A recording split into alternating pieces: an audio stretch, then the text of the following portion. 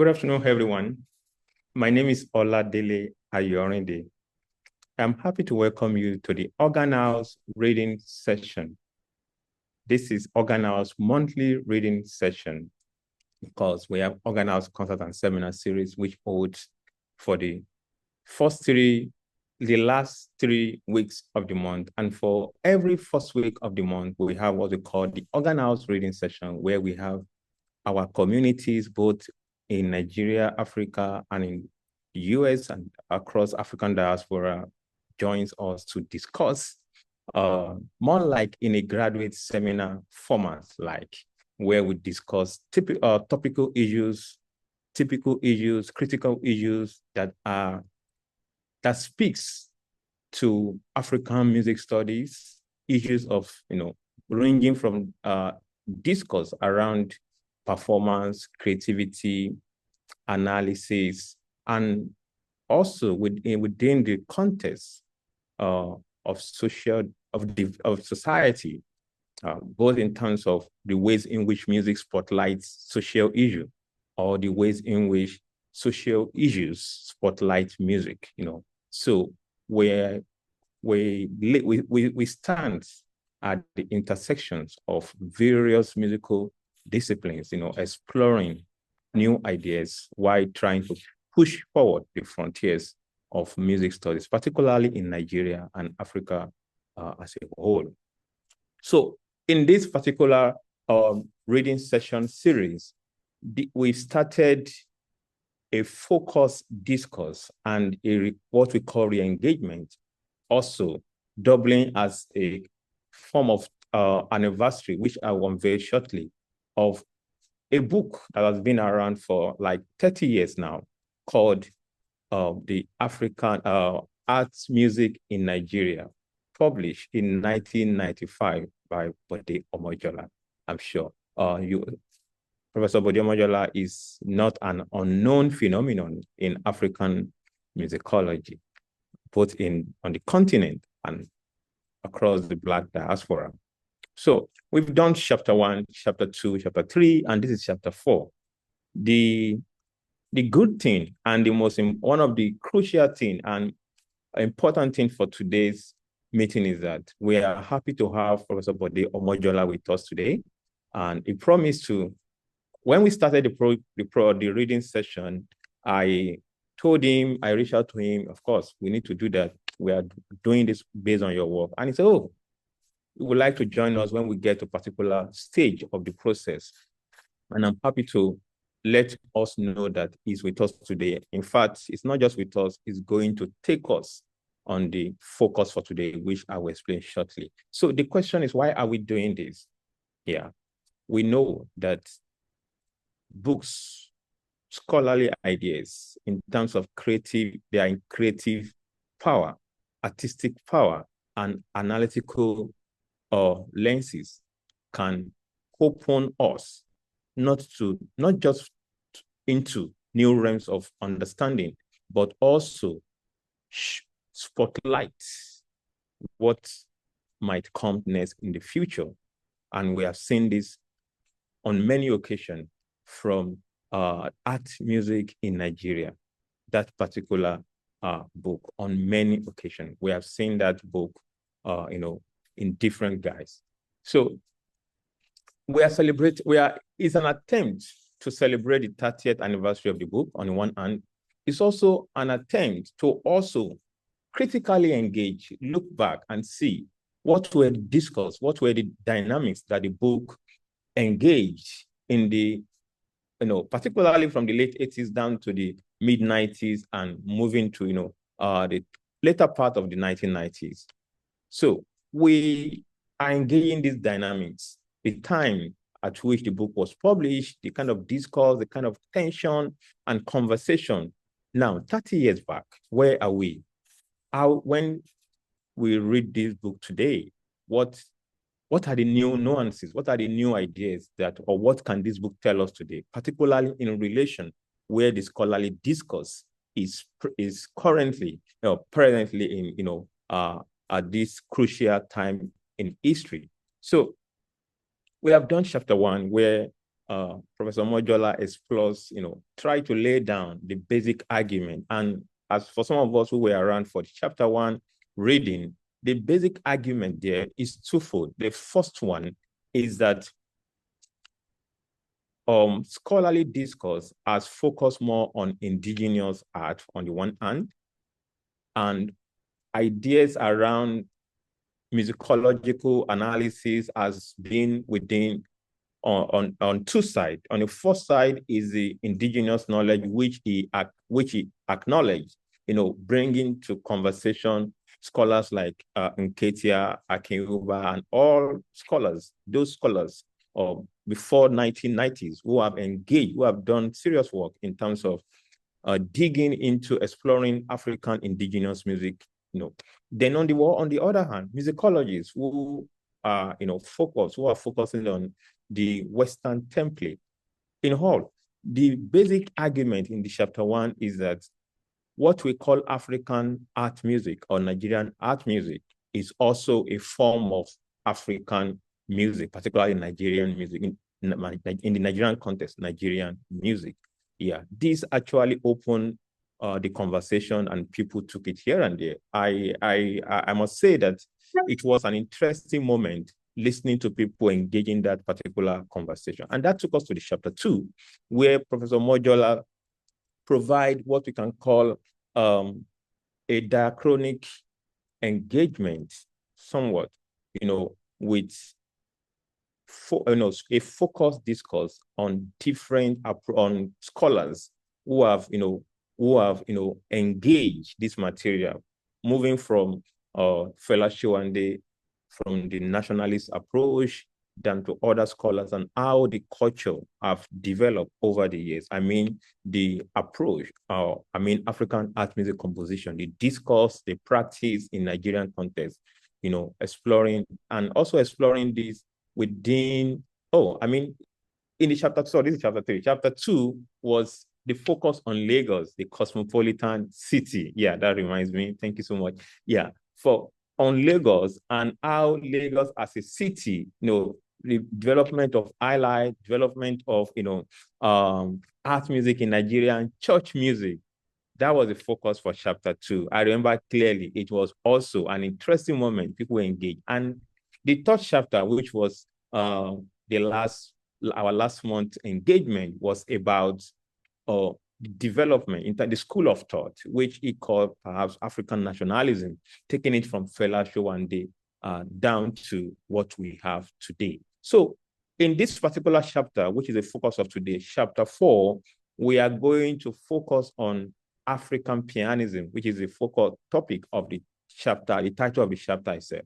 And in this case, we are not just talking about, we are taking a kind of shift. We are advancing on where we are coming from, which is about historical, ethnomusicological focus. Now we are going into analytical discourse, particularly going inside into the idea. And the best voice to do that for us is to bring the focus, the lens that crafted this material at the time, and to come and discuss. And we are happy to have Professor Omojola himself here today and to come and engage us on this fascinating. I've had to read the book again, and I quite enjoy the process, although it's not the end yet. So today I'm happy to welcome Professor Omojola. Professor Omojola, thank you so much for joining us today. It's so nice seeing you and joining us for this particular chapter. Hopefully, we are going to see you again for next chapter. But let's finish this one first of all before engaging talking about the other chapter. So thank you so much, Prof. For some of us who are joining us, I'm sure you know Professor Omojola. Yeah, but let's start the business, and we'll come back to other aspects of yeah. So, Prof, I'm happy to invite you to take over the conversation, and let's see how we can engage on this. Thank you so much, sir. Thank you very much. Can you hear me clearly? Yes, I can hear you. Very clear, Prof. Good morning, my people. How are you? Good to see everyone. I have to start, but you can hear me and you can see me, right? Yes, yes, we can see Okay. you. Yes, Prof. Okay. So I have to start by thanking the organizers of the organ house reading session, Dr. Ayorinde, and the head of music, Dr. Ogunyemi, for the series, bringing people together on a regular basis to talk about different aspects of African music. I think you guys are doing a great job. And I have to thank Dr. Lukoya. Special appreciation actually has to go to Dr. Lukoya for all he's been doing to promote the study and practice of music, as demonstrated in the commendable work of the music department. Thank you for this series on Nigerian art music. Each time I read that this book was written 30 years ago, I feel, I think I'm getting old or something. Um, and somebody could say, well, he must have been 30 years before he wrote the book. So he's over 60 now. So what I want to do today is not to rehash. How much time do I have? Aya? Are you there? Okay. Yes, we can do 40 to 50 minutes, depending. Okay. It's not to rehash that book or the chapter which you've all read. I want to expand on it by talking about a few compositions. And I'm going to make my language relatively simple and accessible. Quite often when people talk about African art music, it's possible that the music itself has not been adequately explored. And there are all sorts of statements that they may be correct or they may sound to be correct, but are not grounded in the knowledge of the music itself. So anytime I have an opportunity like this, I want to go into the music because that's the only way arguments could be grounded and supported. So there has been what I want to say, lack of critical engagement with the music. Of course, that's a general statement. There are exceptions. I know many of you are very familiar with the music itself. I would like it to see a situation whereby we listen to these various examples of music on a regular basis. Of course, the concept of African pianism, as you all know, was theorized and coined in 1970 by Akin Euba. But before then, there had been stylistic anticipation or representation of that concept. And there's a sense in which African pianism signals a decolonizing intent. So even long before the euphoria about decolonization, there had been musical gestures that anticipate that euphoria. And this is probably why that concept, African pianism, has gained significant attention among scholars, composers, performers.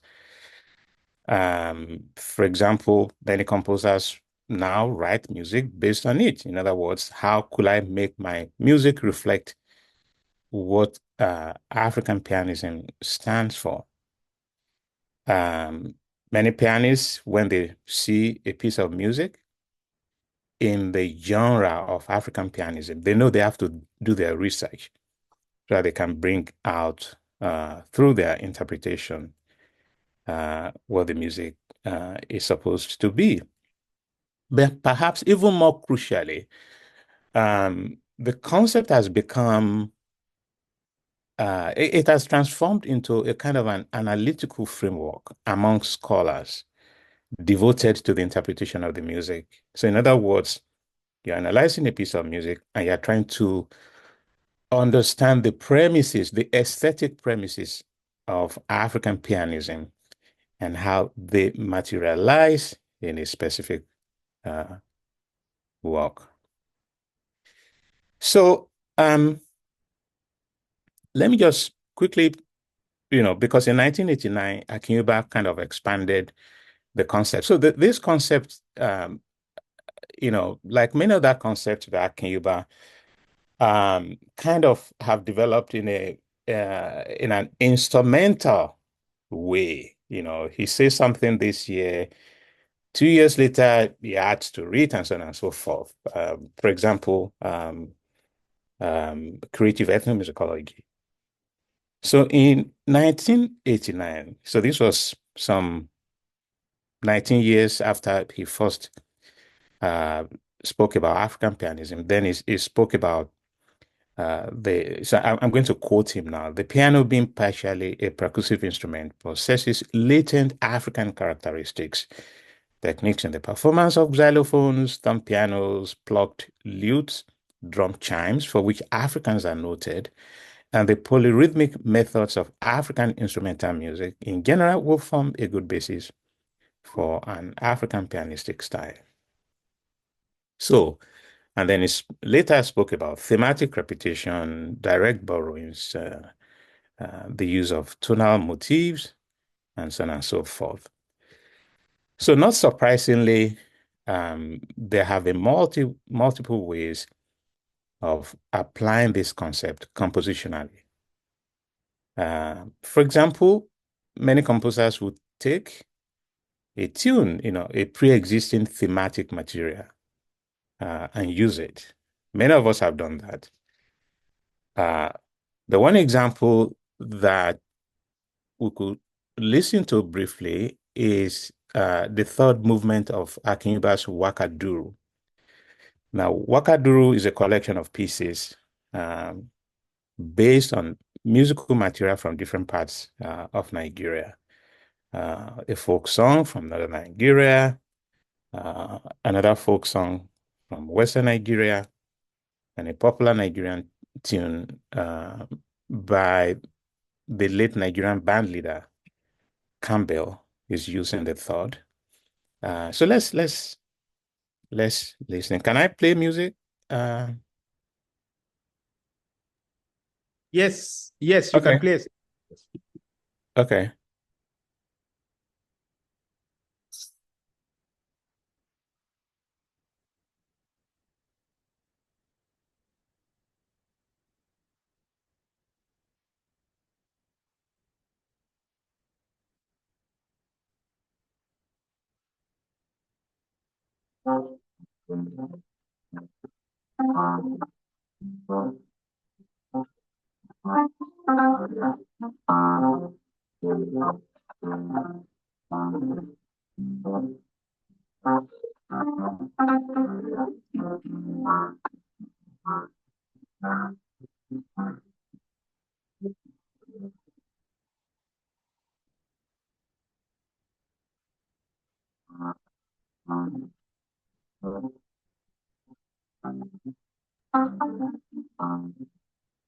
Hello, sir.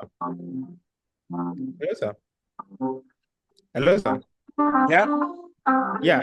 I think Zoom is interrupting the process. What if you share your screen to play Okay. directly from? Yes, sir. Okay, sure. Yeah. Okay. And you share the audio, of course. Yes. Then the sound will come out more fully. Yes. Okay, can you see my screen now? Yes. Yes, we can see it. Okay. So let me start from the beginning.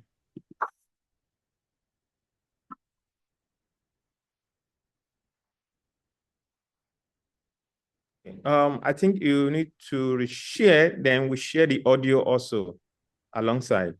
The audio is not now. Yes, sir. Okay. You stop sharing first, then we'll now share again start from the beginning, where we now share the audio alongside. Okay. Yes.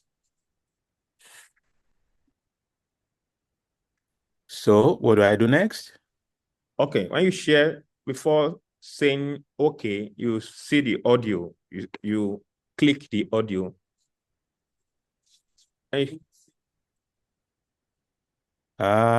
Sharing option. Would that be share sound?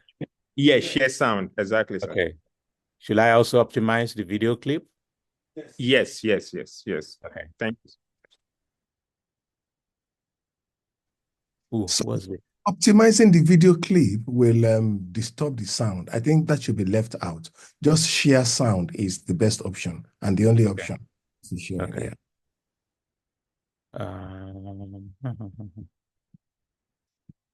I should stop sharing. And I share.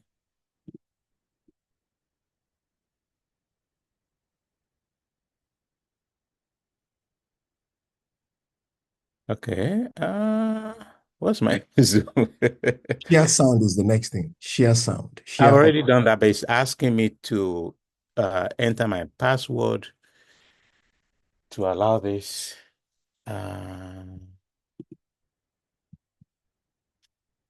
Yeah, can't even remember. I don't know which password. Is it my Zoom password? Yeah. Or is it my computer's password? Yes, it's the laptop password. Also, we can actually, yeah, Wakaduru. We can share the video from here, if you don't mind. Okay, excellent, excellent. Yeah, we can share it, yes. So this is the one that is being played by Wakaduru, yeah, by Glenn Inanga. Yeah. Okay, so I'm going to stop sharing, right? Okay, sir. Yes, sir.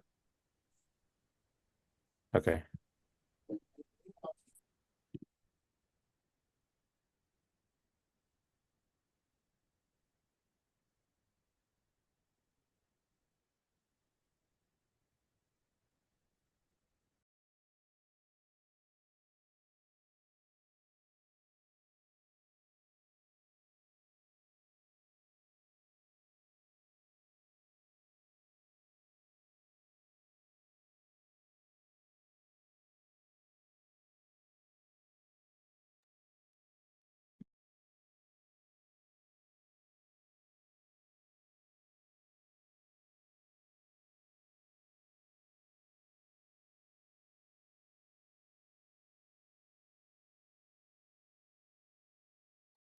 Okay, so we're sharing now. Okay.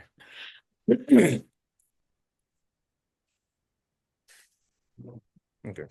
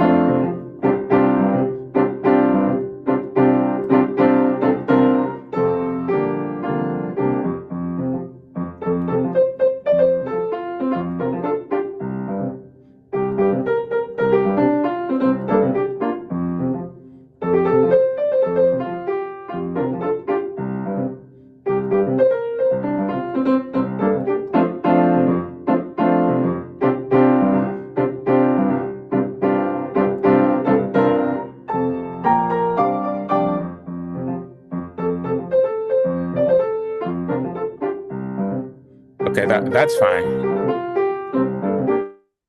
That's fine. Thank you very much. So the one that you should get ready is Bankole's Sonata number 2 in C. Okay. It's also available online. Okay.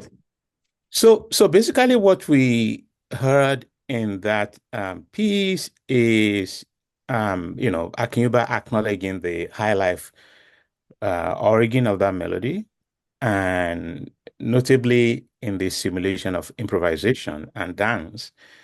Yeah,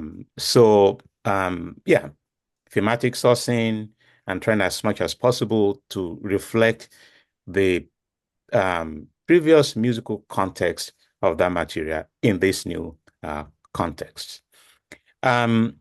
Another way is many Nigerian composers have also kind of adapted the sonata form.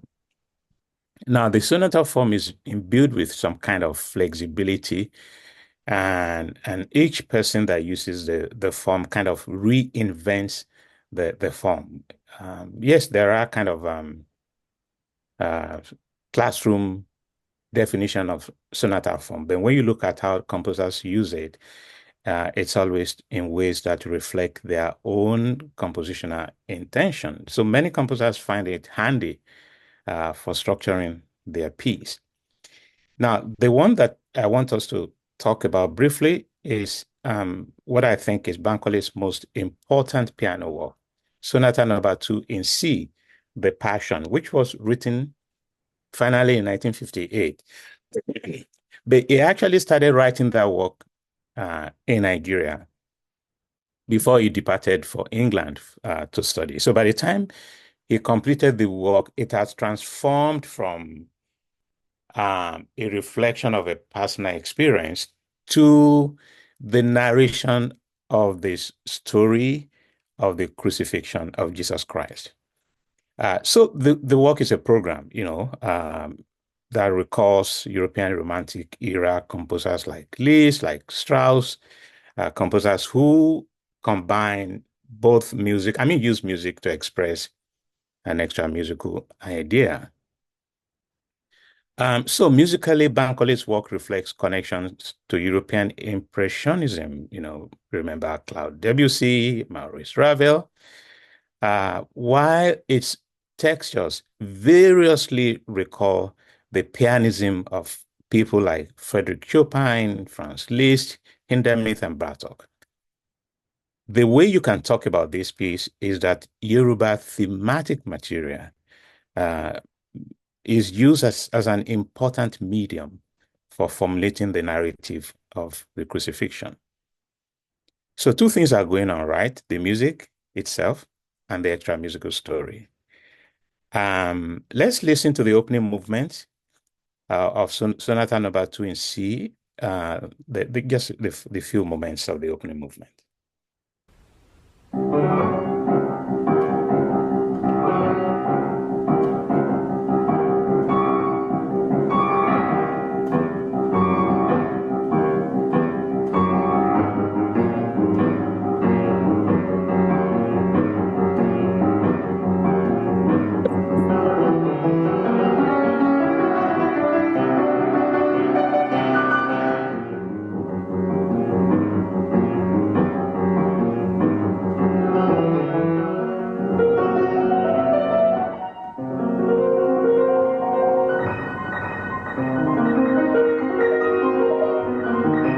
Thank you, Ayo. You can see that the piece is very temperamental, isn't it? Even in these opening moments. And throughout the entire work, you see different kind of musical temperament, from furious passages to slow-moving chords, all of which are conceived to generate the variety of emotions that are associated with the crucifixion. The opening moment that we heard just now has a C pedal, a kind of perpetuum mobile that is pitched against a C sharp, and what Bankole is trying to do in these opening moments is to convey the search to kill Jesus Christ.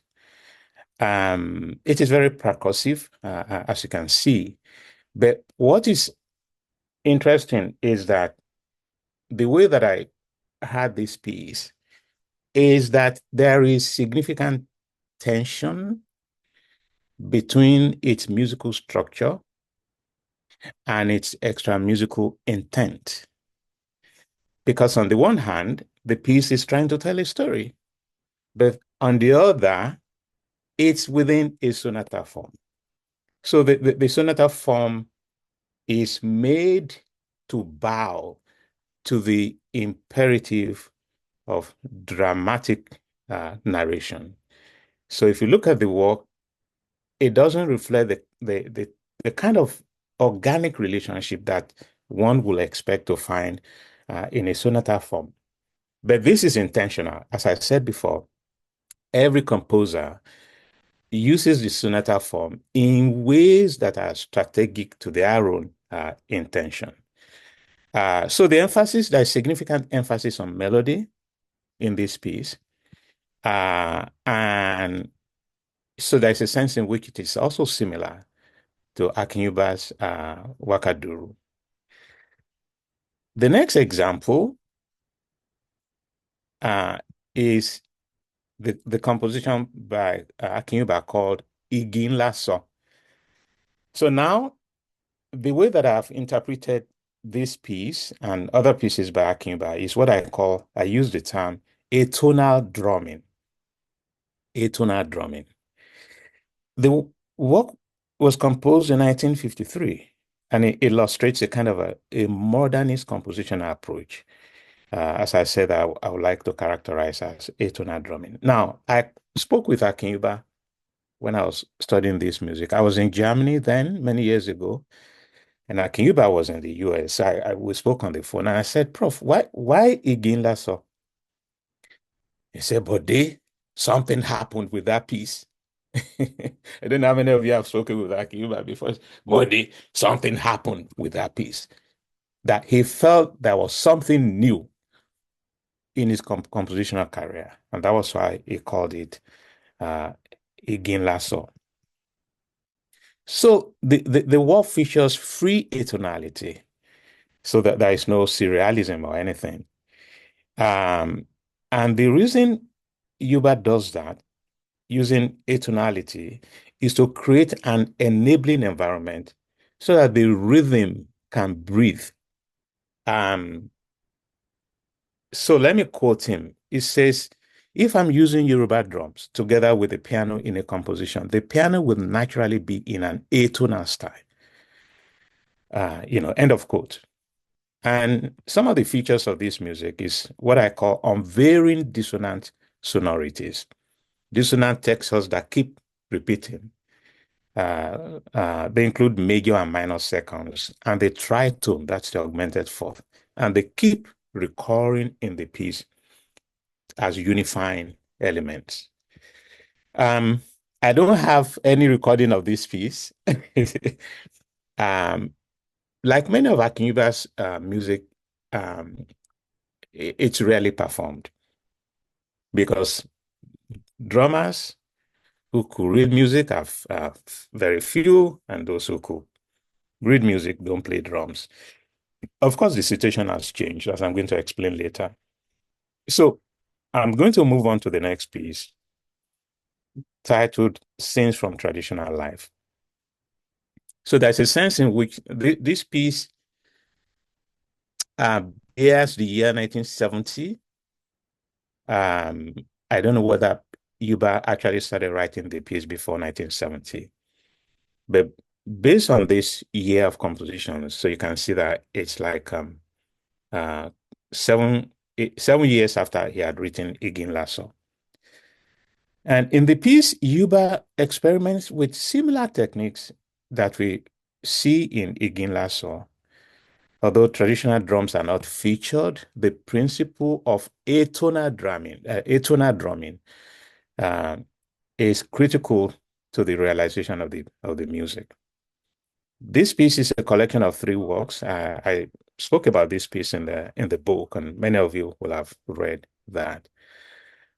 I don't know. I tend to like the second movement because you're hearing the Yoruba talking drum. Dun dun din dun. Dun dun din din din din dun din dun. Dun dun din din dun din dun din dun. And the left hand is saying di dun pam pam bim pam. Di dun. So the talking drummer is talking. And that line forms the process of unfoldment. Every good piece of music must balance unfoldment with repetition or things that unify the piece. But the example that you're going to play for us is the third piece. Okay. So if you write scenes from traditional life, number 3. Number 3. Yeah. Okay. You should see a recording. This Okay. one is an audio recording. Yeah. Audio recording. Okay. Yeah.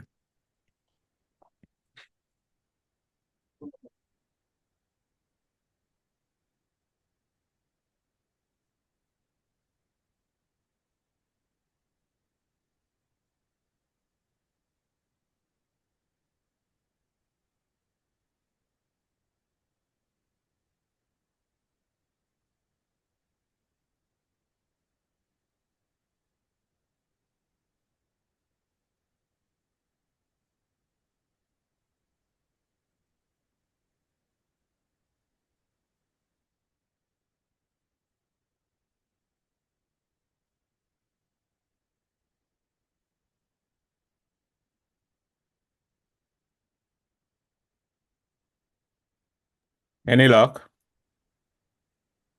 Yes, we are on it.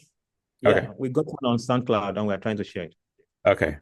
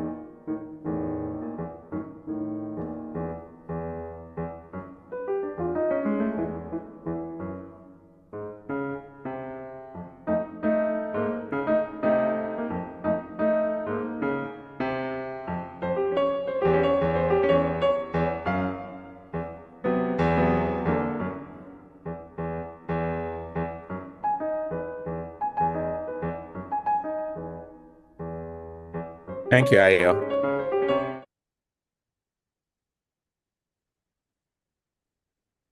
So you can see, you have that consistent pattern, keeps going on. And then you have like different people coming in to be part of the conversation. It's like this person comes, another person comes. And how does Euba simulate that through different use of different ranges of the piano? And so the left hand continues to, the right hand continues to bring things, so it presents the means for linearity to the piece, and they have this other pattern that keeps repeating itself. And in terms of pitch organization, of course, it's atonal, but then Euba manages to again use certain intervals, especially the tritone, which is like the most emblematic musical material of dissonance, to unify different sections of the piece. So let's move on. Now we're going to go to Joshua Uzoigwe. Ayo, look for Nigerian dances number 1. Okay. Uzoigwe. Yeah. Now, something about Uzoigwe is unique and different. So Akin is the originator of African pianism, but I think that genre has found its most progressive representation in the music of Joshua Uzoigwe. We could talk about Uzoigwe briefly. First of all, he was a great guy who knew how to understudy people. On the one hand, he was working with Making Zewi. Uzoigwe told me, because he was one of the people that I had to interview as a PhD student in England. So Uzoigwe told me that he wrote a piece and took it to Meki. And Meki said, "What is this? Go and throw it away. You've not started composing. Go back to your roots, understudy what's going on, and then go back to start composing." So Uzoigwe was the person, I think, who kind of gave him a kind of philosophical prodding in terms of what to do. Then Akin was the person who gave him the musical technique. So he worked closely with these two people. And he wrote his MA thesis on Akin. So he studied Akin music. There are so many things to talk about when we're looking at the music of Uzoigwe, but what I want to focus on briefly is what I'll call the iconicity of dance, the way in which Uzoigwe iconizes dance. And this is illustrated in his art logo, which is the number one of the 4 Nigerian dances that is published by Oxford University Press. Uzoigwe's objective in this piece is to convey a sense of a specific Igbo dance. And that dance is art logo. And this is signaled right at the beginning, where you have that pattern being repeated. I must acknowledge the information provided by Onyegi, Professor Onyegi, because I spoke with him when I was looking at this piece some years ago, who told me that I think he was even around when Onyegi was around when Uzoigwe was composing this piece at Nsukka. So the pattern that we're going to hear, is played traditionally on the alo. That's the big metal gong, which is usually played to cue dancers. So let's listen to the opening moment of the piece, and then we're going to talk about it.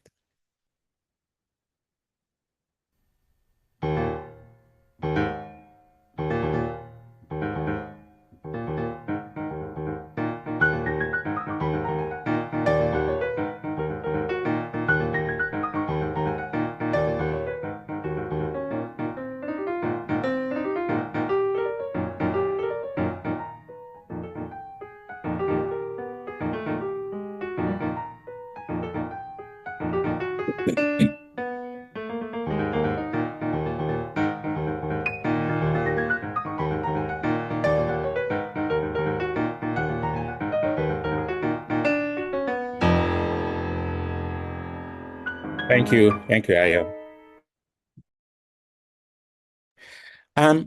So now you hear dance, right?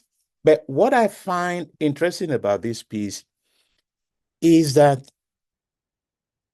in addition, so we hear that regular pattern, da da da da da da da da da da, but quite often there are deviations from that material.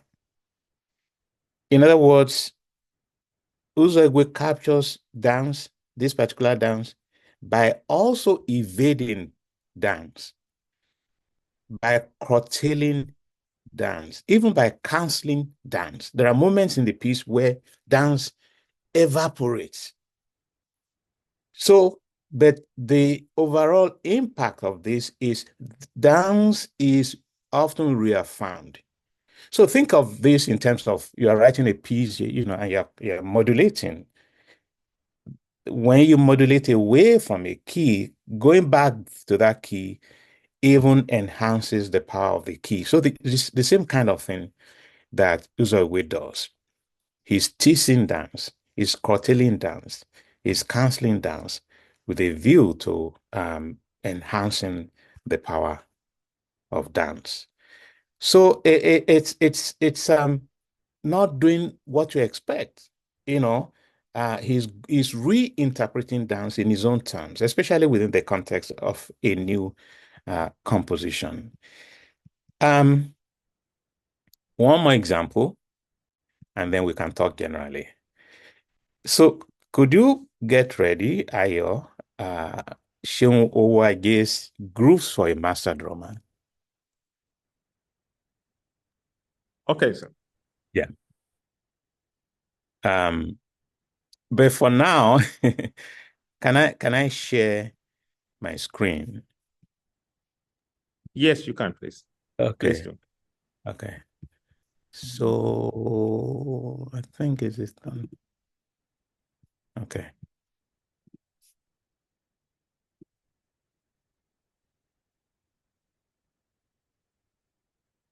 Okay. So let me share my screen. Just share. Okay. Can you see this score? Okay. So this is one of the pages of Seun Owage's group, the master drummer. So the music is scored for a voice, for piano, for Ishaju, and for Iyalu. And you can see the singer báyé bá ń ṣáta ṣáà máa wò wọ́n lóye, ṣáà máa wò wọ́n níran. Pàkọ́ ò gbọ́ sùtì, ènìyàn ò fẹ́ni fọ̀rọ̀. Before I stop sharing my screen, I want you to take a look at the Iyalu. You can see that Iyalu is trying to imitate the piano in this kind of broken chord figuration, right?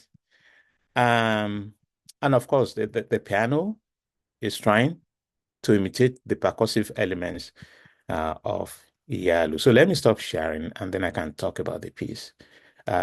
Sorry, let's hear the piece. I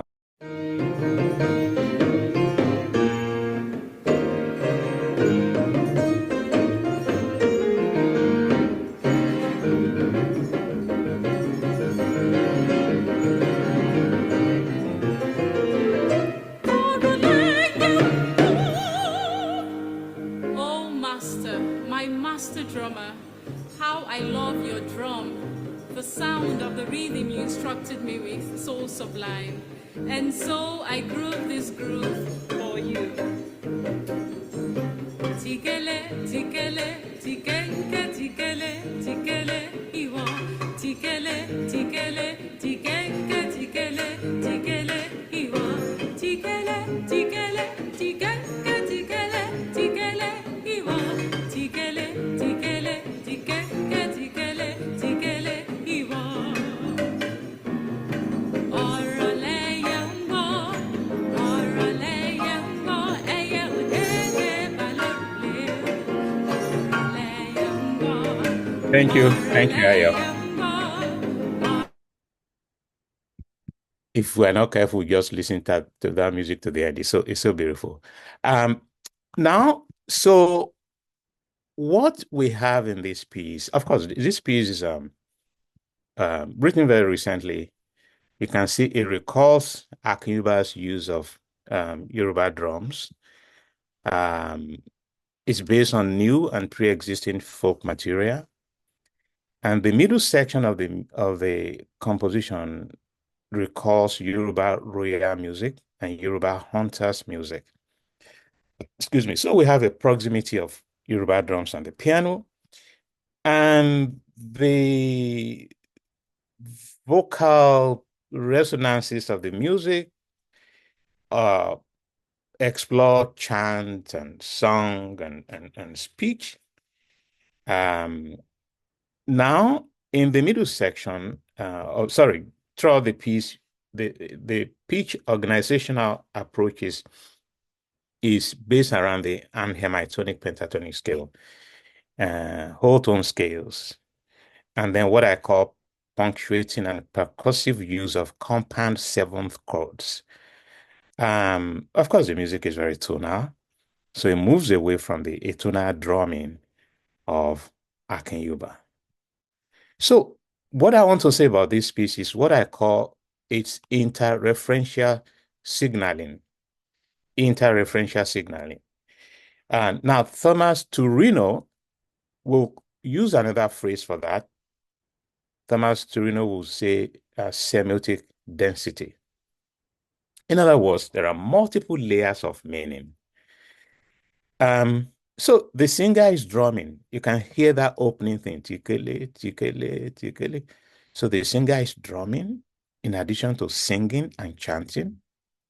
The piano is drumming, but also responding to the chanting of the singer through its own internal material, the use of chromatic notes, right? Chromatic notes are emblematic of the equal temperament pitch system of the piano.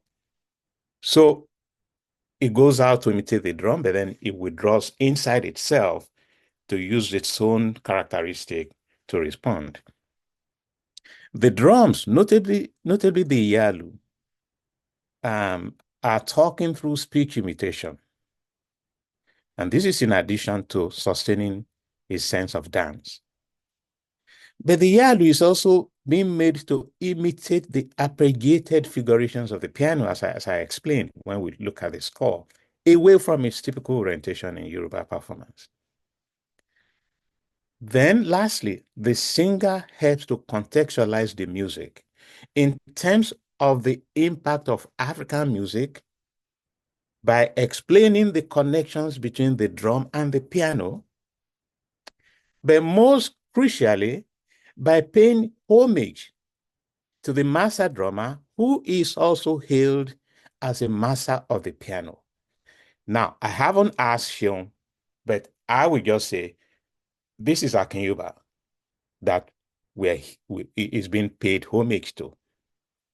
So when you have this different kind of, multiple ways of, this kind of semiotic density, interreferential signaling, so you have to be very knowledgeable in this music to know what's going on. If you are somebody who is into Western classical music, art music, you can know a little bit of it. If you are somebody who is into Yoruba drumming, you can know a little bit of it. But for you to be able to understand this piece, you need to understand, you have to have an intercultural understanding of what's going on. And this is why I say that African art music is generating its own premises of aesthetics, which means we have to look for a way of analyzing the music in a way that moves away from African music or Western music, because this is a unique language. And that calls for a lot of work for us to do. How to interpret the music in way that, because I remember as a music student in England, as a PhD student, my professor tells me this regularly. Every musical piece defines its parameters of analysis. Every composition dictates to you what you need to know to understand what is going in the music. So I just want to kind of a kind of cadence on that this need for a new aesthetic premises. And there is no way we can do this unless we listen to the music as much as possible. So when I hear people say that music is not African, no, the fact that a piece of music is not African, or the fact that you do not understand what's going on in a piece of music does not make it un-African. In any case, what is African? Africa is an ongoing concept. Africa is a process of improvisation, something that is unfolding. So it's not something of the past. Africa is not one thing. It's not just about the past. It's also about the future. And as I said, Africa could be compared to that process of improvisation, And the music is not for everybody. No, the music is not for the generality of the masses. No. If I wanted to write a piece for everybody to listen to, I wouldn't do African Pianism. It's for a specific regime of listeners. It is for a specific regime of listeners. And this is not a new thing. How many of us can engage with bata drumming? Few. Bata drumming is complex, is complicated, is for a specific regime of listeners. So elitism, hierarchical approach to the conception of music is ontologically imprinted in African music. It's not every music that anybody can study. So if you now listen to Bata music and you say you don't know what's going on, then you say because you don't know what's going on, then it's not African. No. So our concept of what is African should be problematized. It should be inclusive. It should be expansive. And in any case, you cannot legislate how people write music. Music is not military job. When I want to write a piece of music, I'm thinking it's a personal thing. And every music that is written by an African, as long as you can prove that there are significant impact of African music, even if some people do not understand or cannot follow, is African. So Bata music is not for the uninitiated. It is not for the masses. So though some people may enjoy Bata in a peripheral manner, they may not necessarily know what's going on. You must be musically knowledgeable to understand Bata music. So African music, in addition to recalling the past, should also challenge, problematize, reinvent, reinterpret, and challenge us as listeners. So these things that I'm talking about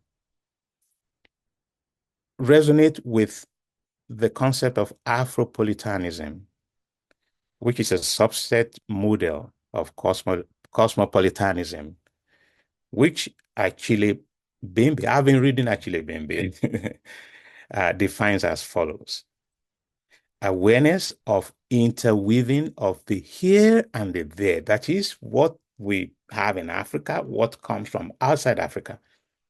The presence of the elsewhere in the here and vice versa.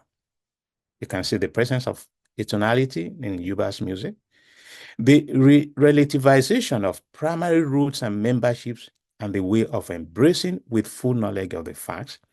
So we have to embrace, according to Bembe, strangeness, foreignness, remoteness, and the ability to recognize one's face in that of a foreigner and make the most of the traces of remoteness in closeness to domesticate the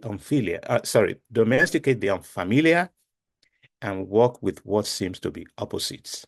We can see that all these elements are demonstrated in these examples that we have listened to. So once again, elitism, musical elitism is ontologically imprinted in African music. And the fact that you cannot follow a piece of music or you don't agree with what a particular composer does is not an excuse to say that a particular piece of music is not African. Thank you. Okay. Wow. Thank you so much, Prof. This is quite deep on the one hand, and also quite fascinating in the ways in which you led us in this process, from where we started from, then taking us to a new, like you mentioned, you actually created another layer upon what we have read, in the art music in Nigeria, the chapter 4. And I'm so excited about this. So thank you so much, Prof. Thank you. So friends and colleagues, this is the Organhouse monthly reading session. And today is a unique one. As you can see, we have Professor Bode Omojola leading the reading session today, particularly the chapter 4 of African art music in Nigeria. So at this moment, I would like to invite everyone into this conversation. Of course, like I often mention to you, this is not a seminar, this is not a colloquium. We design it like a graduate seminar that we have in North America or in Europe. So what we do here is we discuss a book chapter, we discuss an article, an idea, and we open for engagement. So at this moment, I would like to, particularly for some of us who have read that chapter, I'm sure you have a lot you want to ask Professor Omojola. 30 years down, you can see the 30 years, or even from the analysis, from the conversation today. I felt it. I could see from what I read in that book and what we just had now. It's quite interesting and fascinating. So I'm happy to invite you. If you have questions, please just jump in, and we'll find a way to manage the conversation. Professor Omojola is here. Thank you so much. So, Prof, we are going to have conversation now. Colleagues and friends are going to ask you, we are going to engage further. Thank you so much for that fascinating presentation, Prof. You're welcome. Thank you.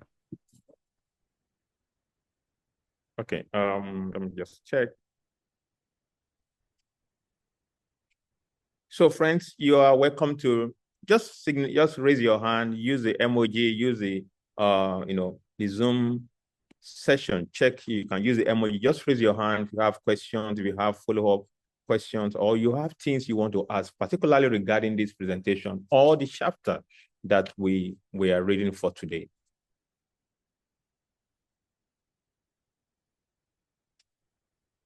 Okay.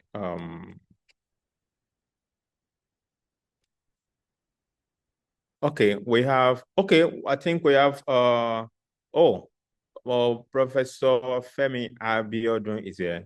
Okay, Prof, let's have you, sir.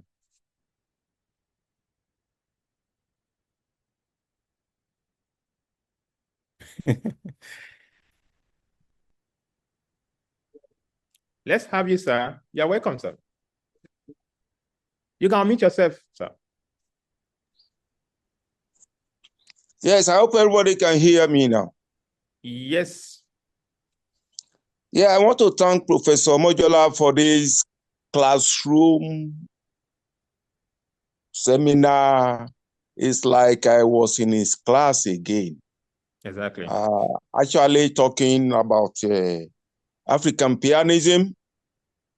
But let me tell everybody here, what I've read about that book since 1994, 95, is different from the presentation now. And that is a shock to me, that African Pianism has left where that book is and has advanced to several other levels that will include the intercultural analytical template that Prof gave it to it this afternoon. I really enjoyed myself. From the 4 examples he gave, the last one, fascinating, the Uzoge's example, the Akin Euba's example, and our daddy's example that he has given unto us. Now, the question is, now from what Prof said today, Prof, the African Pianism is not taught, and that has been a fear. It's not taught in Nigerian universities, so as far as I know. I've been external examiner at least in 2, 3, 4, 5 universities. The course content in all our universities, the course contents do not include African Pianism as a course.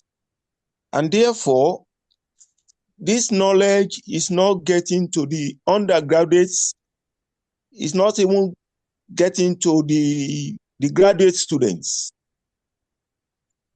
My comments is that, Prof, we are expecting another book or another paper, whatever it is, that will take us further in what we have read in Nigerian Art Music 1995 edition. I think we need another 2024, 2025 edition that will explain further. I know you were just looking at time. That's why you couldn't tell us more about this. But in all that, sir, the question of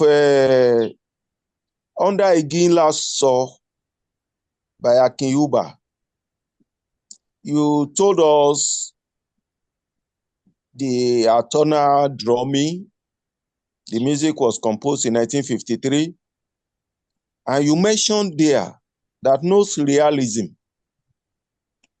was found in that score. Sorry, sir, I want to ask, is surrealism part of African pianism culture? Because you made mention of people like the composers of the 20th century, some of them. Is surrealism part of African pianism? Let me rest my case there. Thank you very much. Yeah, I'm surprised that courses in African art music are not being taught. That's strange. I mean, I saw my good friend Dr. Amushan. I think I saw him, and I remember when I was head of department at Ilorin and we're doing the postgraduate program, we ensure that we put that as part of the program. But then, if you remember, we got sacked. I got sacked, and my friend Sam, we all got sacked, so we left. So Sam, I'm surprised. So I think that's a question that must go back to you guys. You're the I mean, those of us who are based in Nigeria, you have all the powers to create a curriculum that will include the works of modern composers in the curriculum.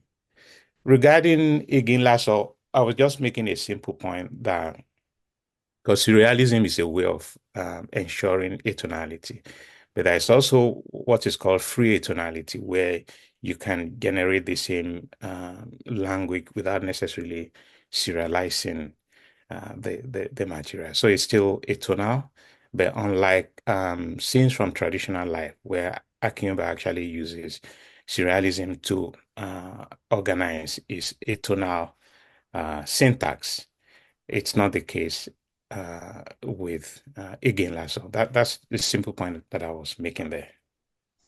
Thank you. All right. Thank you, sir. You're welcome. Yes, sir. Thank you so much. We have a few hands up there, so I'm going to call one by one. Just bear with me. Again, friends, kindly raise your hand. I will call you. Again, this is reading session, Organ House monthly reading session. Here, you are free to talk. You are free to engage. It is not the usual seminar we have. Yeah, so I'm just reminding you to know that, look, you are free to engage. It's part of the collective. Okay, let's have Mr. Kolawole Gani Caliphate. Then after that, I will invite Mr. Joseph Suberu. Then following that, we'll have, I think, Dr. Ijoma for sure. Yeah. Okay. Let's have Mr. Kolawole, please. Yeah, wow. It's a great privilege to see live Professor Omojola. You are someone that I have searched for all my life. I don't know how Mountaintop University is able to achieve this.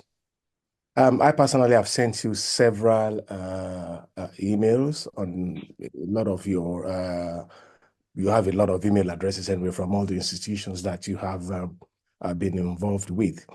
I have been hearing about you way back since the 80s from my mentor, late Segun Lukula, which I'm sure you will know very well, as well as Dayo Lafenwajo, who is a military man now, maybe he's retired now, I don't know, and the rest of them, Mr. Femi Fashion from University of Nigeria, Nsukka, etc., including Professor Noti Adeogun, who was my senior as well. Yeah, Having said that, my background before I went into study music is juju music performance. So I was drawn into your writings on King Sunny Ade and his contemporaries and the fantastic exposure you made on juju music, and that really helped to shape my thinking in my own academic journey. Well, talking about the topic for today, I greatly appreciate your insights. I mean, your insightful analysis of African pianism and its place within African music history. Your work has been indeed quite instrumental in bringing African musical elements into global conversations. However, I wonder if by continuing to interpret African piano music predominantly through Western terminologies like harmony, tonality, form, I wonder if we might risk perpetuating the very framework that have historically marginalized indigenous African music. I believe there's a need to shift our focus towards African music in its authentic forms, beyond Western instruments and theories, and explore a more unique indigenous perspective. For example, through African rhythm, through oral tradition and communal practices. Could we perhaps explore how to center our musicology around the rich indigenous system? I don't know what your perspectives are on the term indigenous African music. I don't know if you have a different perspective on that, like some people do. On this indigenous system that have sustained African cultures for centuries, rather than modifying them for Western recognition. I mean, would you agree that there's an opportunity to decolonize how we talk about African music by embracing indigenous African terminologies and frameworks and practices as the foundation, rather than from Western lens? So your observation, as you are talking, that Africa is an ongoing process. This actually resonates deeply with me, as it acknowledges the fluid and evolving nature of African culture and music. I also appreciate your point about African pianism being for a specific regime of listeners, bridging certain cultural divides. However, I wonder if in this ongoing process, I wonder if we might want to place more emphasis on African music's evolution on its terms, using African perspectives and indigenous frameworks as the foundation for its process, by its progression. While African pianism appeals to a particular audience, according to you, might there be a risk of narrowing the authenticity of African music when it is primarily interpreted through Western paradigms? I believe that in this global era, it is crucial for African music to not only adapt, but to reclaim its narrative from within, drawing from traditional African philosophies, rhythm system, and oral tradition. Could we possibly discuss how to balance this evolution, sir? Yeah, thank you very much. So, well, I mean, you raised many issues, and very valid issues. This presentation is responding to a category of music over which I have no control. I wasn't even born when Akin was writing his piece. We are responding to the music. And the music, by its very nature, insists that we use concepts that extend beyond indigenous music practices. If we were talking about Sunny Ade, I think the discussion would be different. So, as I said in my presentation, every piece defines the premises of its interrogation, and African pianism evokes European pianism, European music. So there is no way we can, and using things like atonality, Western pitch systems, to deviate from that and then going back to use indigenous African premises to analyze a music that tells you that I'm not an indigenous piece and I'm beyond indigenous tradition. So in other words, I agree with everything that you said, but it depends on the music, whatever the music that we are studying. So many people are doing Yoruba traditional music, Igbo traditional music, and I agree with you. We should sustain that tradition and ensure that we continue to make those indigenous concepts relevant to what we're doing now. But this presentation is responding to a particular category of music, and there is no way we can do that without an intercultural mode of interrogation. Yeah. Thank you. Very fantastic response. I do appreciate that response very, very well. I'm sorry because I come from a very biased viewpoint. Anytime I hear about arts music and African arts music and all that, it makes me very, very uneasy based on my own ideologies and my own exposure and where I come from, and from readings of works of people like you and a lot of others that are really speaking to me. This is why I come with a question. But I understand, and I really do appreciate the very insightful way you've responded to the question. Thank you very much. You have not disappointed, just as I expected. God bless you, sir.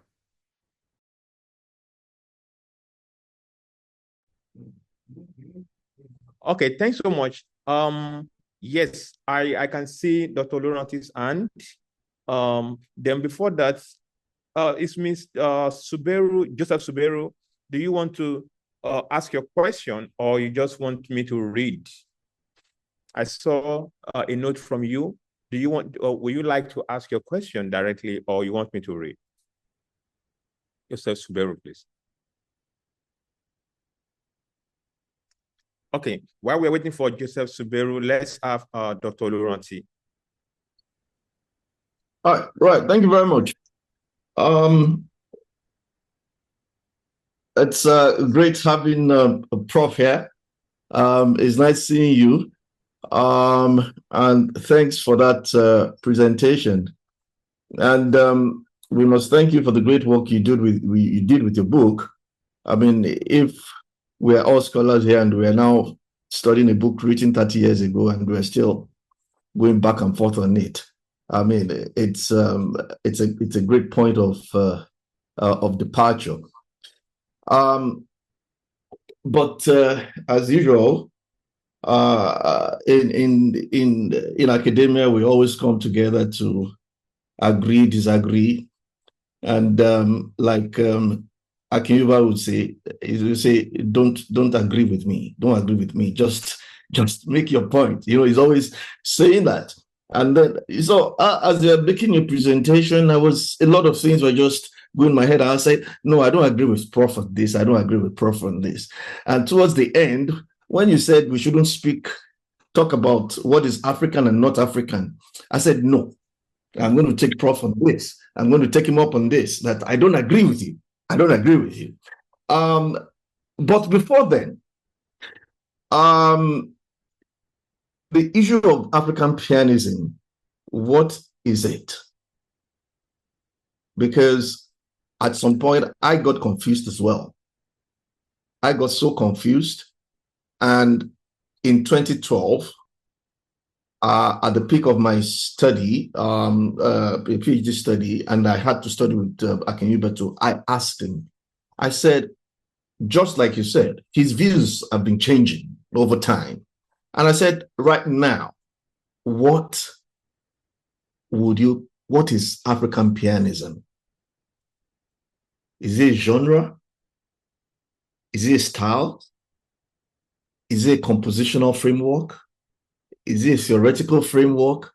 is it an intercultural? As a matter of fact, one of the things that got me so confused was the article you wrote in on African Pianism as an intercultural compositional framework, and then Professor Euba himself, he published an article by Nemesio Valery, in which Valery expressed his belief that the genre can't exist. He even thought of African Pianism as a genre, and he said if it's going to exist, it's not yet realized.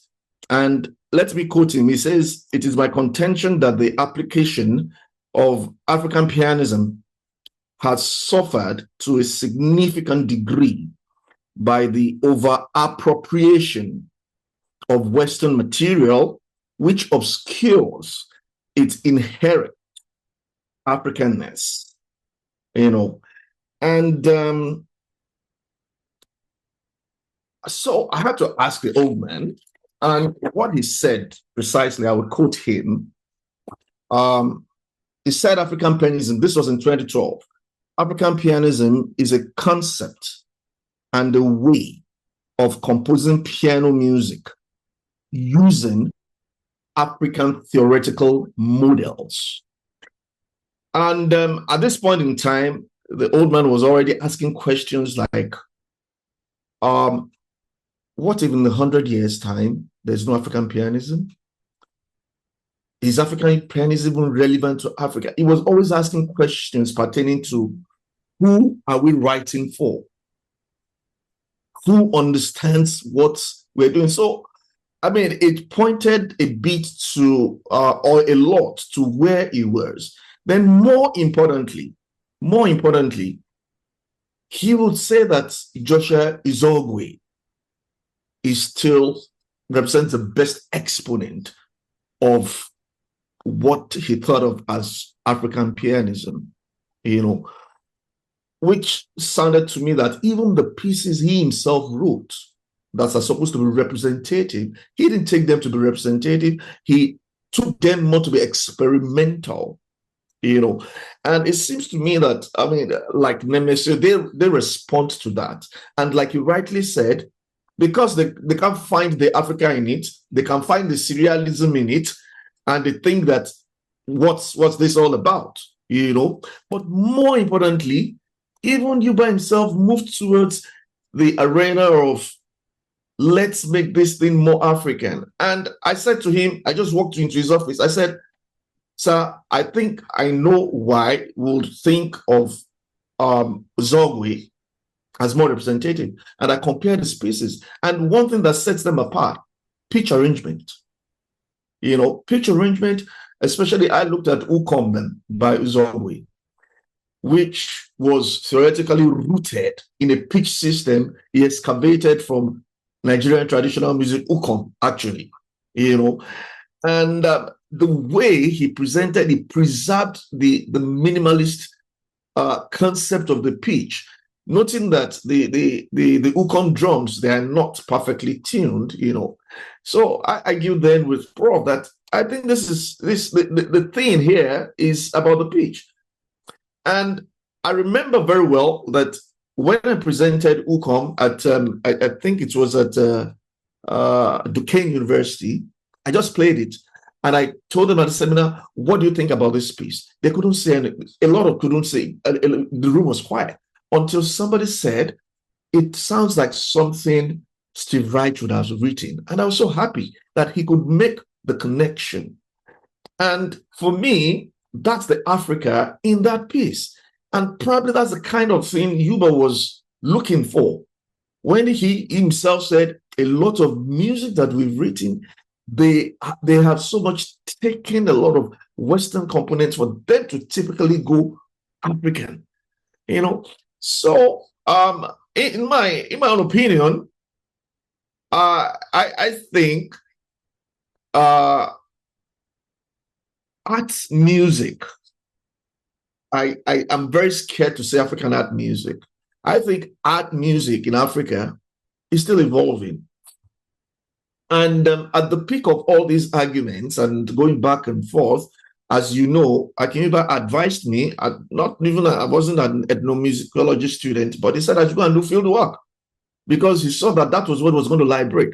And truly, I was liberated when I went to study Dodo tradition, and I discovered that just as we think compositionally within the concept of Western art music, just as we think structurally, we have all those things in that genre.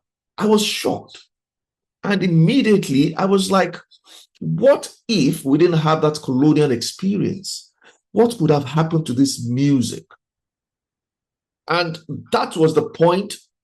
I found the answer because the reason why I went to study composition was to find out a way to write music as an African. And I couldn't do it. I was in the user, I couldn't do it. There was everything I was writing, I was still looking out for myself. What exactly is African in this? And when I went to the field, immediately that changed for me.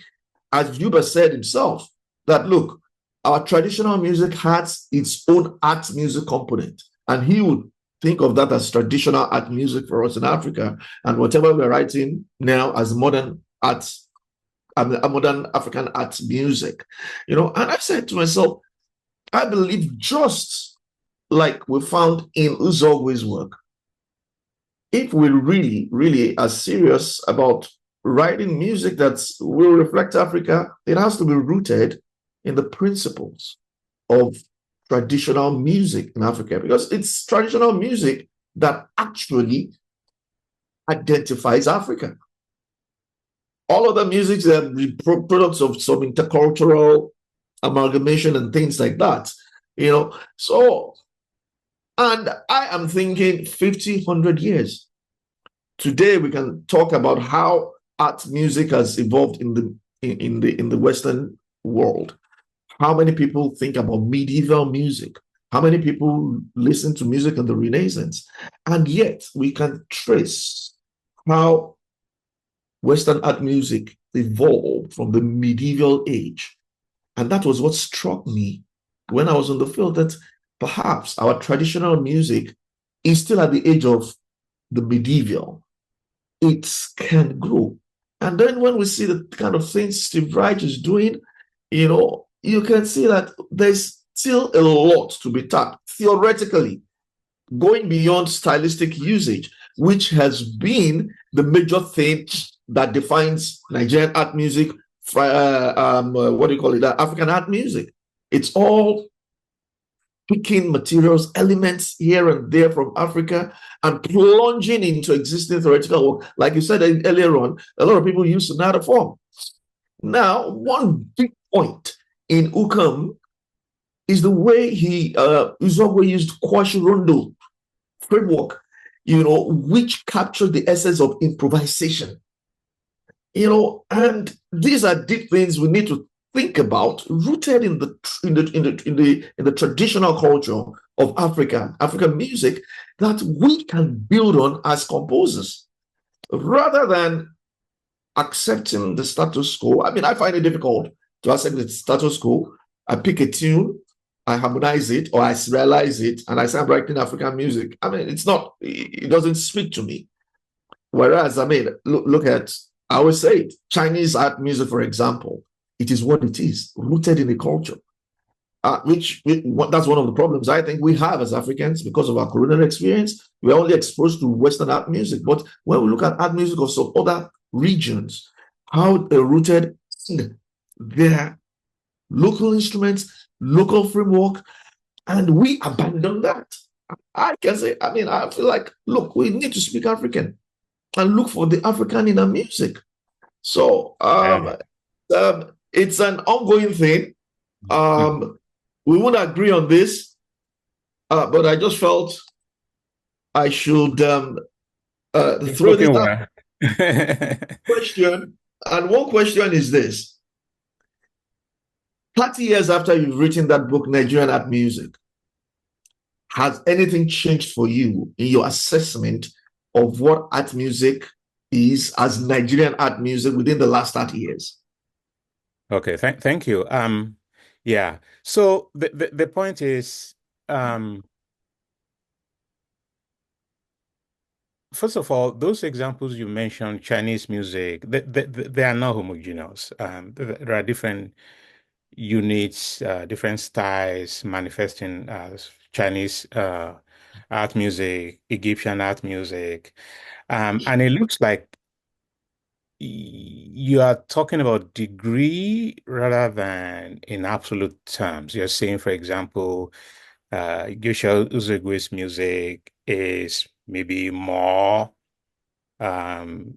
Nigerian because it's rooted in Ukom drum roll music. Akin Yuba was a very humble person. Was a very humble person. Um, African pianism is a concept, a framework to guide people in terms of how they could Africanize the piano.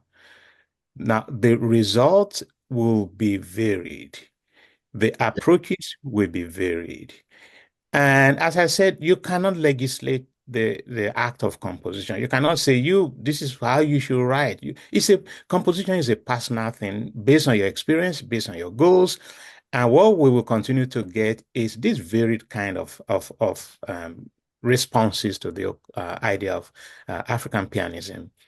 And as I also said, it's a process. So Akin Yuba started and got into a particular place and feels, Joshua is even better than me.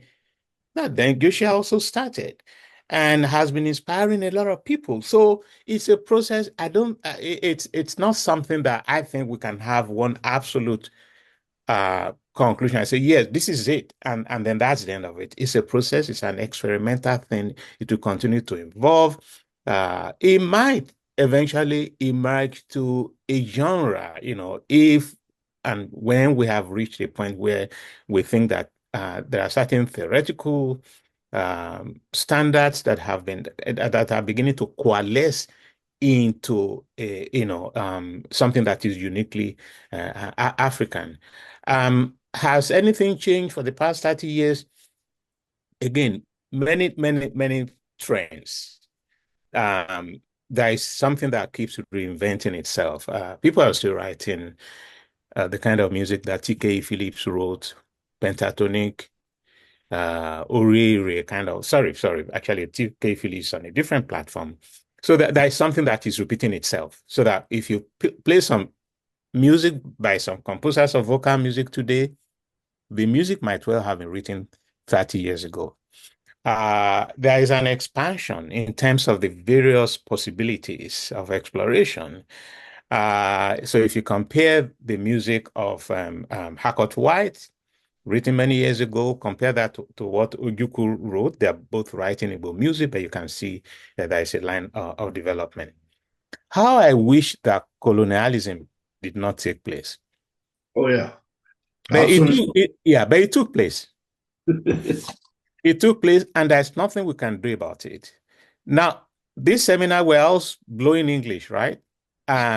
If there hadn't been colonialism, we probably would be speaking Yoruba. So we have to be pragmatic in how we define African music. African music cannot be what we want it to be, but what the social dynamics and the existential reality of life in Africa will have conditioned it to be. We're individuals working on that institution. I mean, you went to study classical music in Europe, right? If there hadn't been, and you've been writing beautiful music. I remember the concert you gave in Ibadan. I can't remember that cathedral, just like a week or two before you went to Surrey, and we had a little chat.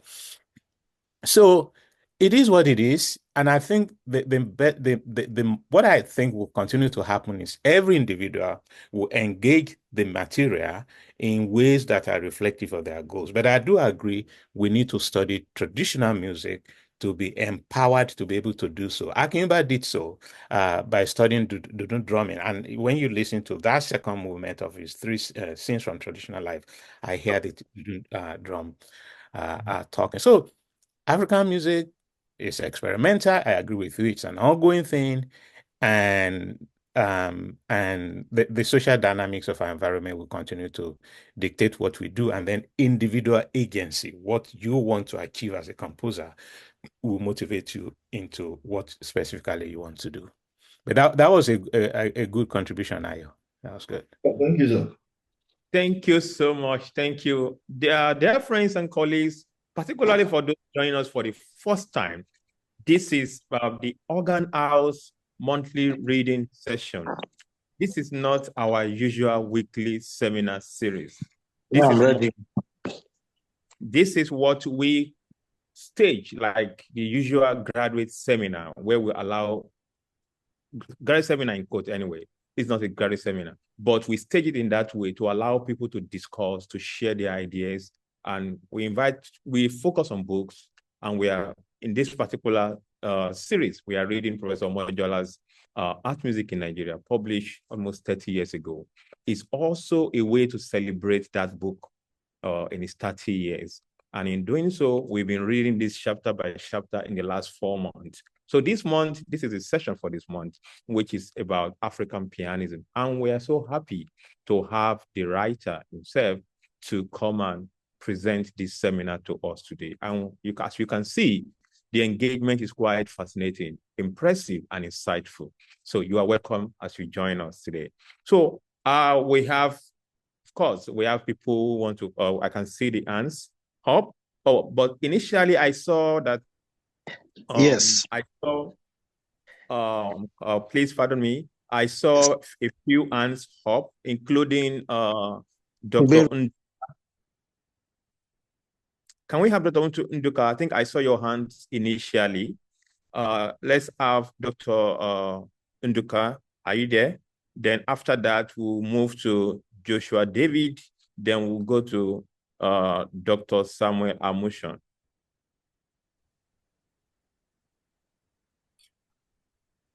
Yeah, thank you very much. A quick one. I'm not a doctor yet. I'm still a graduate student, so we're in that process. Yeah, I'm still a graduate student. Thank you. It's coming. Yeah, that was a quick promotion. Yeah, let's do the work first. So thank you so much for this opportunity. Many thanks to Professor Omojola for this session, and to everyone else here, everyone here. It's been a very brilliant session so far, and I'm here to learn, and I would say I'm learning so much. So thank you very much. I just have 3 questions. I'm interested in African pianism myself, and particularly the performance perspectives, the performance practices of African pianism. So my first question will be on just the question of liberty of interpretation, how you approach pieces. But this time around, it's not just about what's on the score, but adding, having the liberty to add what's not there in terms of instrumentation. Perhaps, you have a score. Like one of the examples you showed for Nigerian dances, or Nigerian dance number 1, then you have this beautiful piece by Euba, and then you decide to have a drummer, have someone play the drum as a sort of accompaniment to it in performance. It's not on the score. It's not like the Igila, so where you have piano and drums, you have all the score, but this is just for the piano, and then you decide to have other instruments, maybe the drums and all other instruments to add to the piano. What does it mean for that performance? Is it something that composers would encourage or say no to?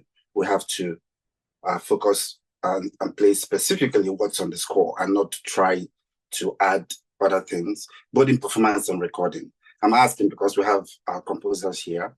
Our distinguished author and professor is also a composer in his own right, and we have others here. So, because some of us playing and trying to perform and interpret these pieces, you don't want to do something that composers will be like, oh, yeah, you have to do that. You don't have to do that. Just focus on what's on the score.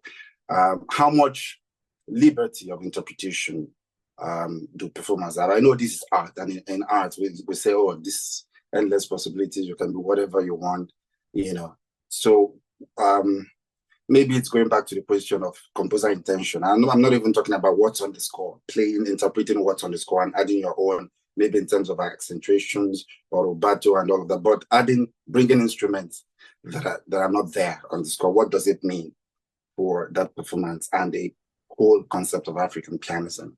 Another one is a trend that I've been noticing in my studies. So African pianism, as Professor Akin Euba coined and defined over and over again, this idea of the piano itself, the percussive quality, and how it relates to our African traditional instruments and all the possibilities there. But what happens when you perform an African pianism piece on a keyboard? You have people playing the keyboard, African pianism pieces on a keyboard. So what are we going to call that? At that point, the keyboard is not a piano. That's a separate argument that we can have or decide not to have. But if you perform African pianism pieces on a keyboard, is it still African pianism? Even if the keyboard, possesses some sort of percussive qualities, like you select piano sound on a keyboard, voice, and play African pianism pieces on the keyboard or record with it or perform with it, is this still African pianism? In other words, is African pianism the score itself, what is written and the idea, or does the performance of it also tie to the meaning of African pianism? Does the meaning change when the performance medium changes? It's an ontological question. There are many ways to look at it, right? This is very important because I can bring up 2, 3, 4, 5 videos of people playing and recording African pianism pieces on a keyboard. Is this still African pianism if it's not performed on a piano? It's another way to think about it. Yeah. Then as a composer, there's a question of the limitations of Western notation. I've read some scholars, arguing about, Western notation, you don't have the liberty to notate some things, that are out, that you cannot, that the Western notation cannot capture fully. I don't know if, as composers who work in African pianism, whether there are some sort of limitations, and how do you overcome that? Is there something you would like to bring into your composition to put on the score, but you have limitations on, you cannot express that in notation? Or are there other ways you can do that? Maybe using text chords, because I know that in experimental music, there are all kinds of things. I'm talking about Western, experimental stuff, this sort of things that John Cage and the rest of them did, the AACM and the rest of them, they would use text chords, use signs, symbols, all kinds of stuff. So I'm looking at it from that perspective of trying to interpret everything within the Western notation score. Is it possible to have other means of notating and adding to the score your ideas without necessarily notating them as notes using the Western notation? It's just that. But let me leave it at that, because we could go on and on. But thank you very much for your for your presentation, Prof. You're welcome. You're welcome. So I gave the keynote speech at the ICTM, that's the International Committee on. Someone should help me. ICTM in Ghana last year, and there was a concert at the end of the event, which featured Nketiah's 12 pedagogic pieces, and the pianist then brought in drummers to accompany her. I felt that was a disaster. I felt like actually walking out of the concert hall, because Nketiah was from Ghana.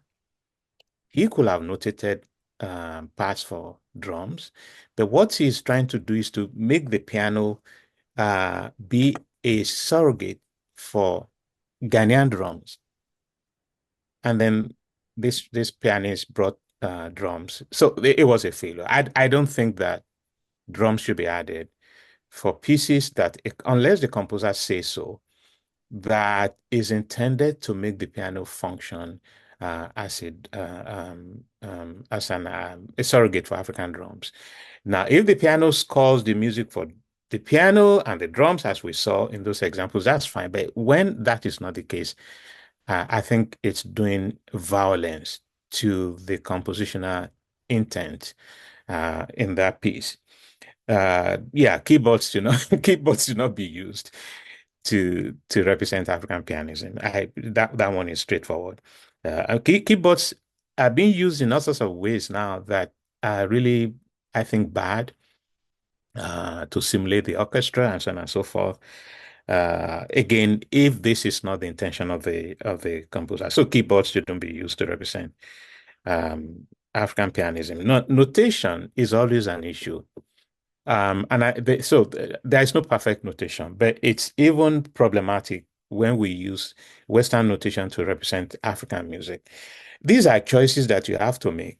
Do you want to give your piece the opportunity to be reproduced by composers thousands of miles away, hundreds of years from now, even if they're not perfect? Or do you want to make it an oral thing? So maybe you do a video recording of it and then people can imitate it. So the notation has an advantage, but it also has disadvantages. And that's why you can enhance the power of your notation by writing all sorts of notes to the composer, how to introduce this and so on and so forth. The kind of thing that Tamu Souza does in his piano works. He will write notes and what to do to make the piano sound in a particular way. So notation could be complemented with notes.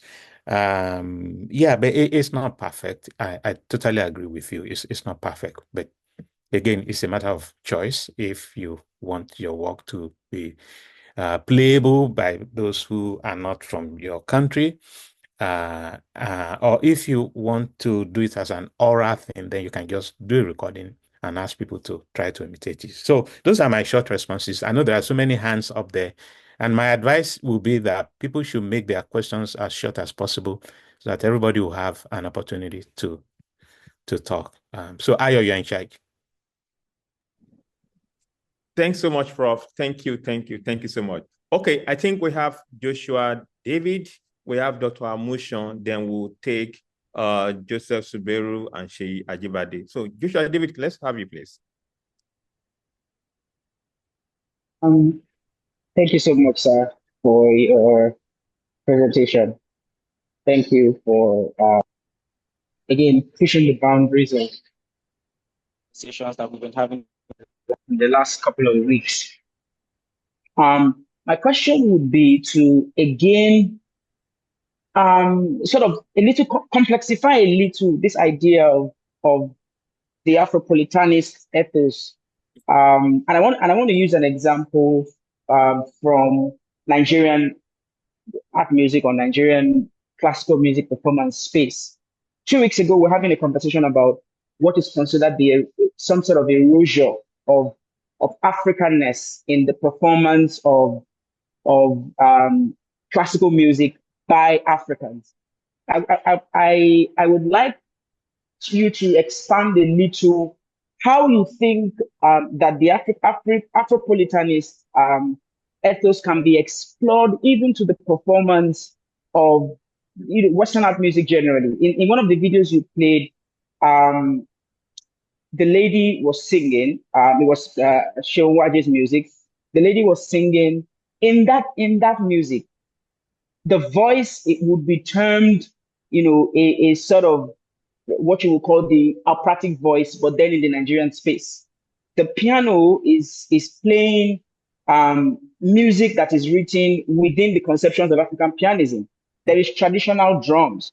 Afropolitanism, again, calls to the fact that strangeness must be embraced. Other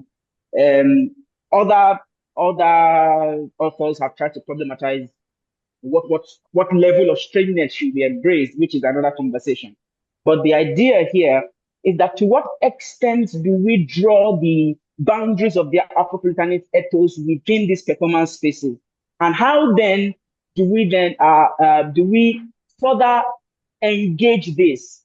Would performances like a Nigerian pianist playing something different. It might not even be African, maybe, or let's even start with something African, maybe in Ketia.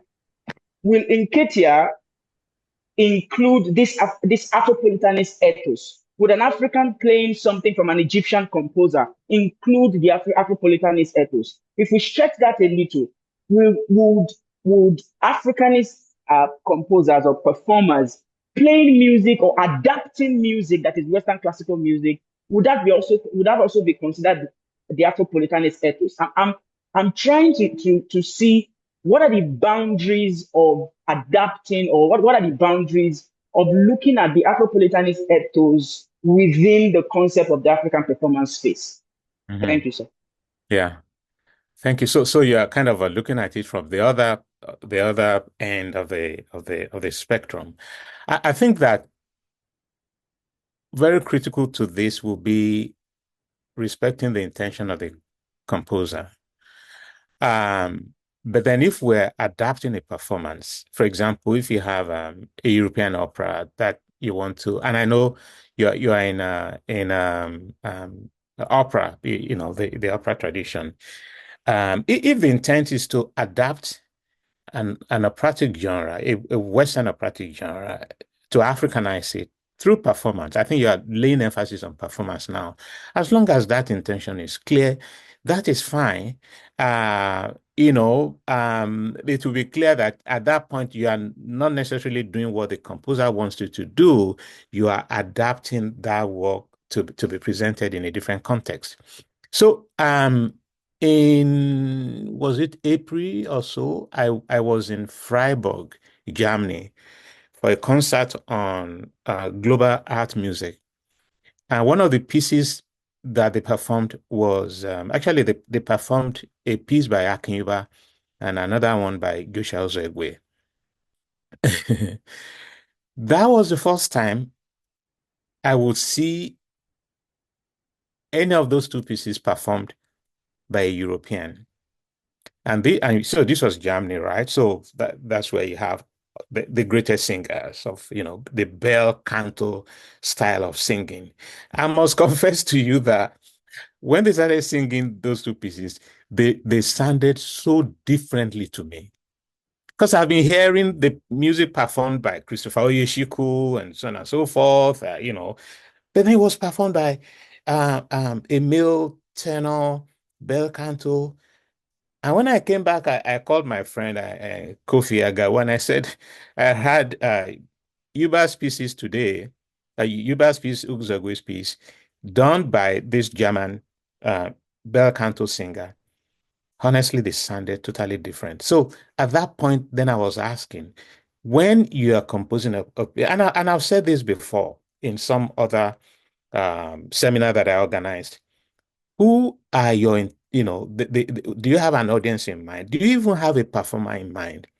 Because if it's just written on the score and you want it to, vocal music especially, that it becomes nuanced, when you actually hear the sound rendered in a voice that may not be African, and vice versa if the opera were to be for a European opera. Of course, there are some trained African singers that are fantastic, and they sound as bel canto-ish as possible.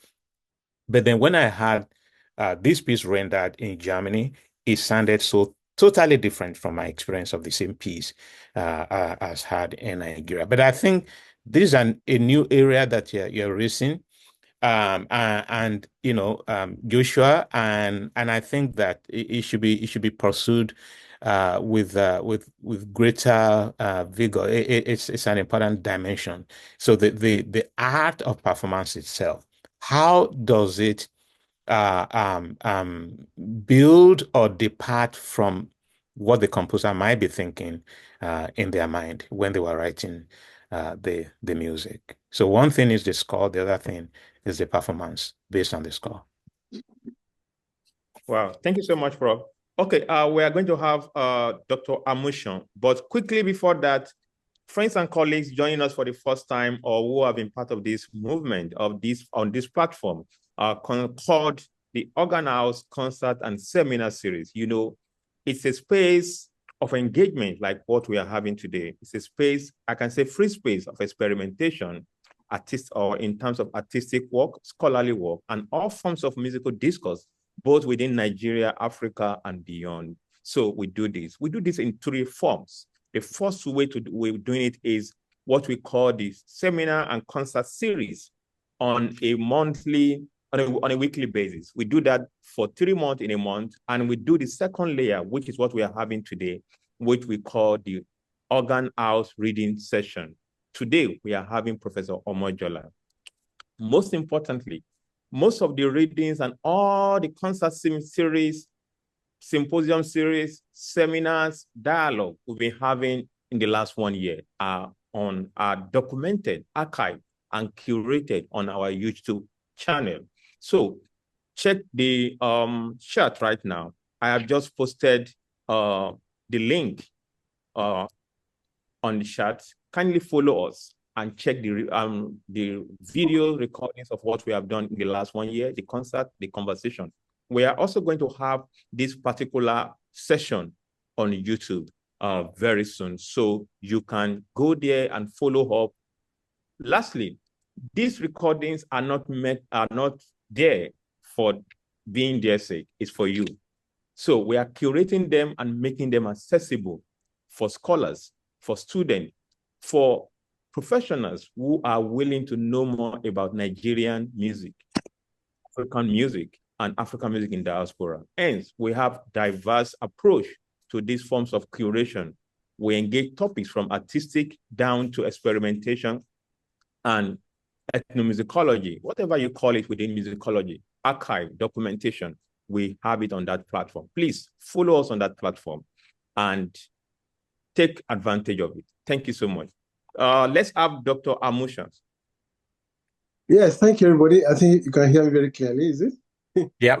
Okay. Yeah, I want to, let me first of all commend the good work that is going on in the Organ House, which is represented by this series that I've been following as much as I could. And I've not been on every one of them, but I've been tracing. It's a commendable work, and I just want to cheer you on that. Secondly, I just want to also say thank you for bringing this particular book on board. You know, I've been interested in what will come out from the discussions about this book, because I remember when the book was published.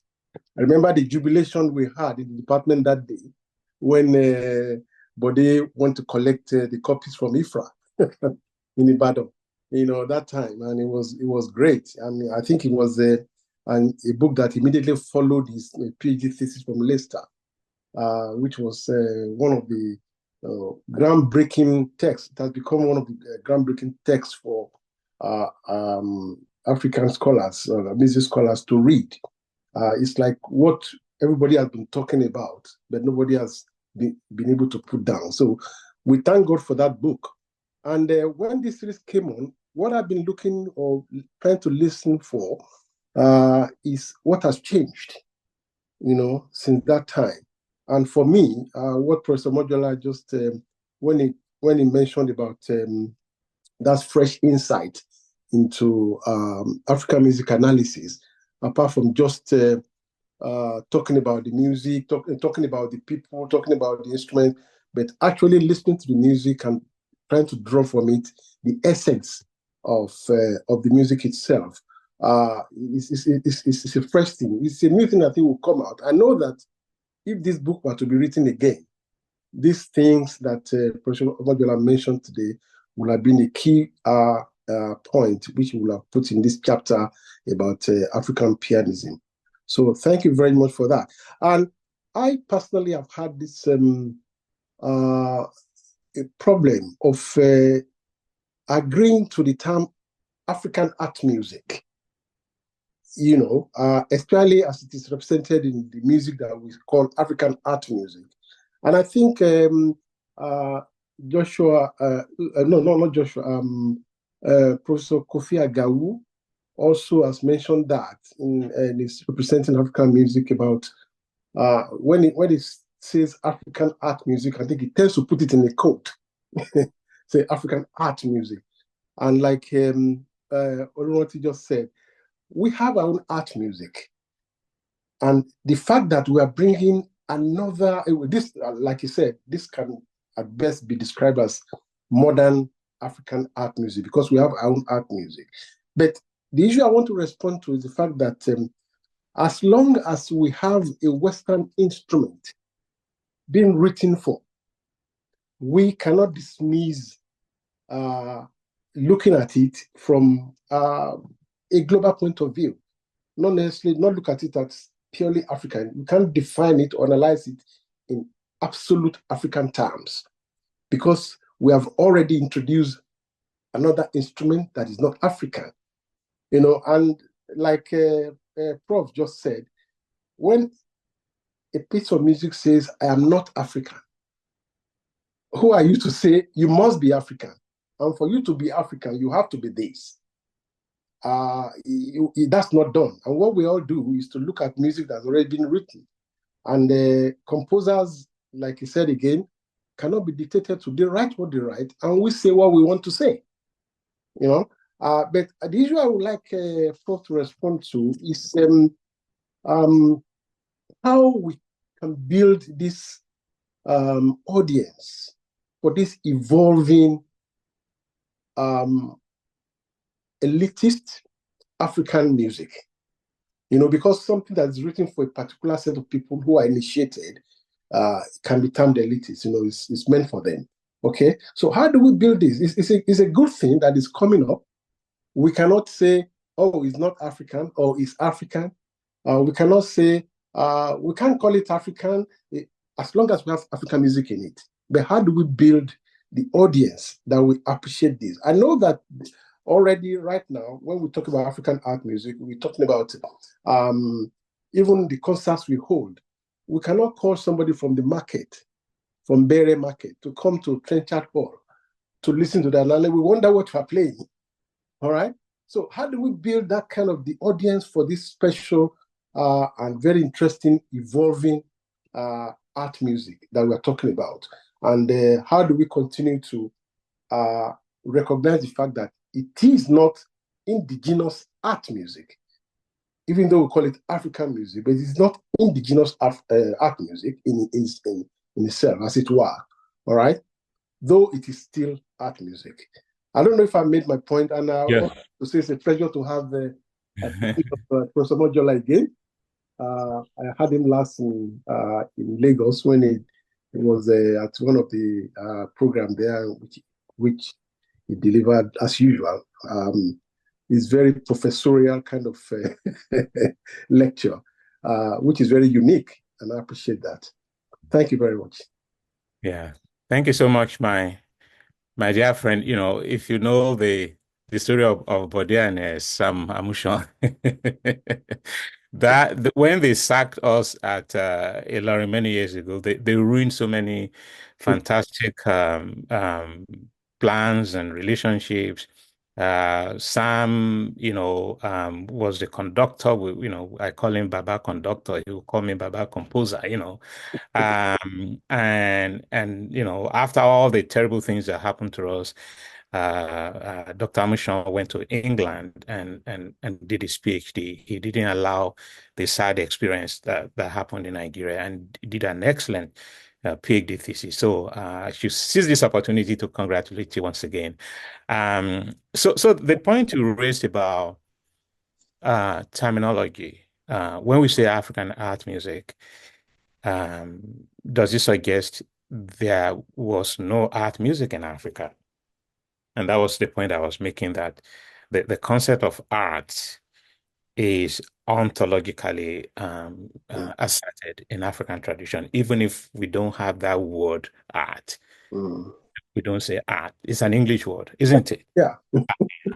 And you can also see it as a reference to a category of music, just like juju music. It doesn't mean that juju music means they are doing juju. It's just a label for a type of music, a genre of music. So art is both a label, but I know the connotation that it talks about music that is fantastic or well structured, or, and the suggestion that we did not have one before. We have, but we don't call it art music. But that term is there. That's what I said. That is ontologically there. Is present. The notion of art, being fantastic, elitist, well structured, great aesthetics is in Africa. But we didn't call it art, so we shouldn't be jealous that Western people, they call it art music.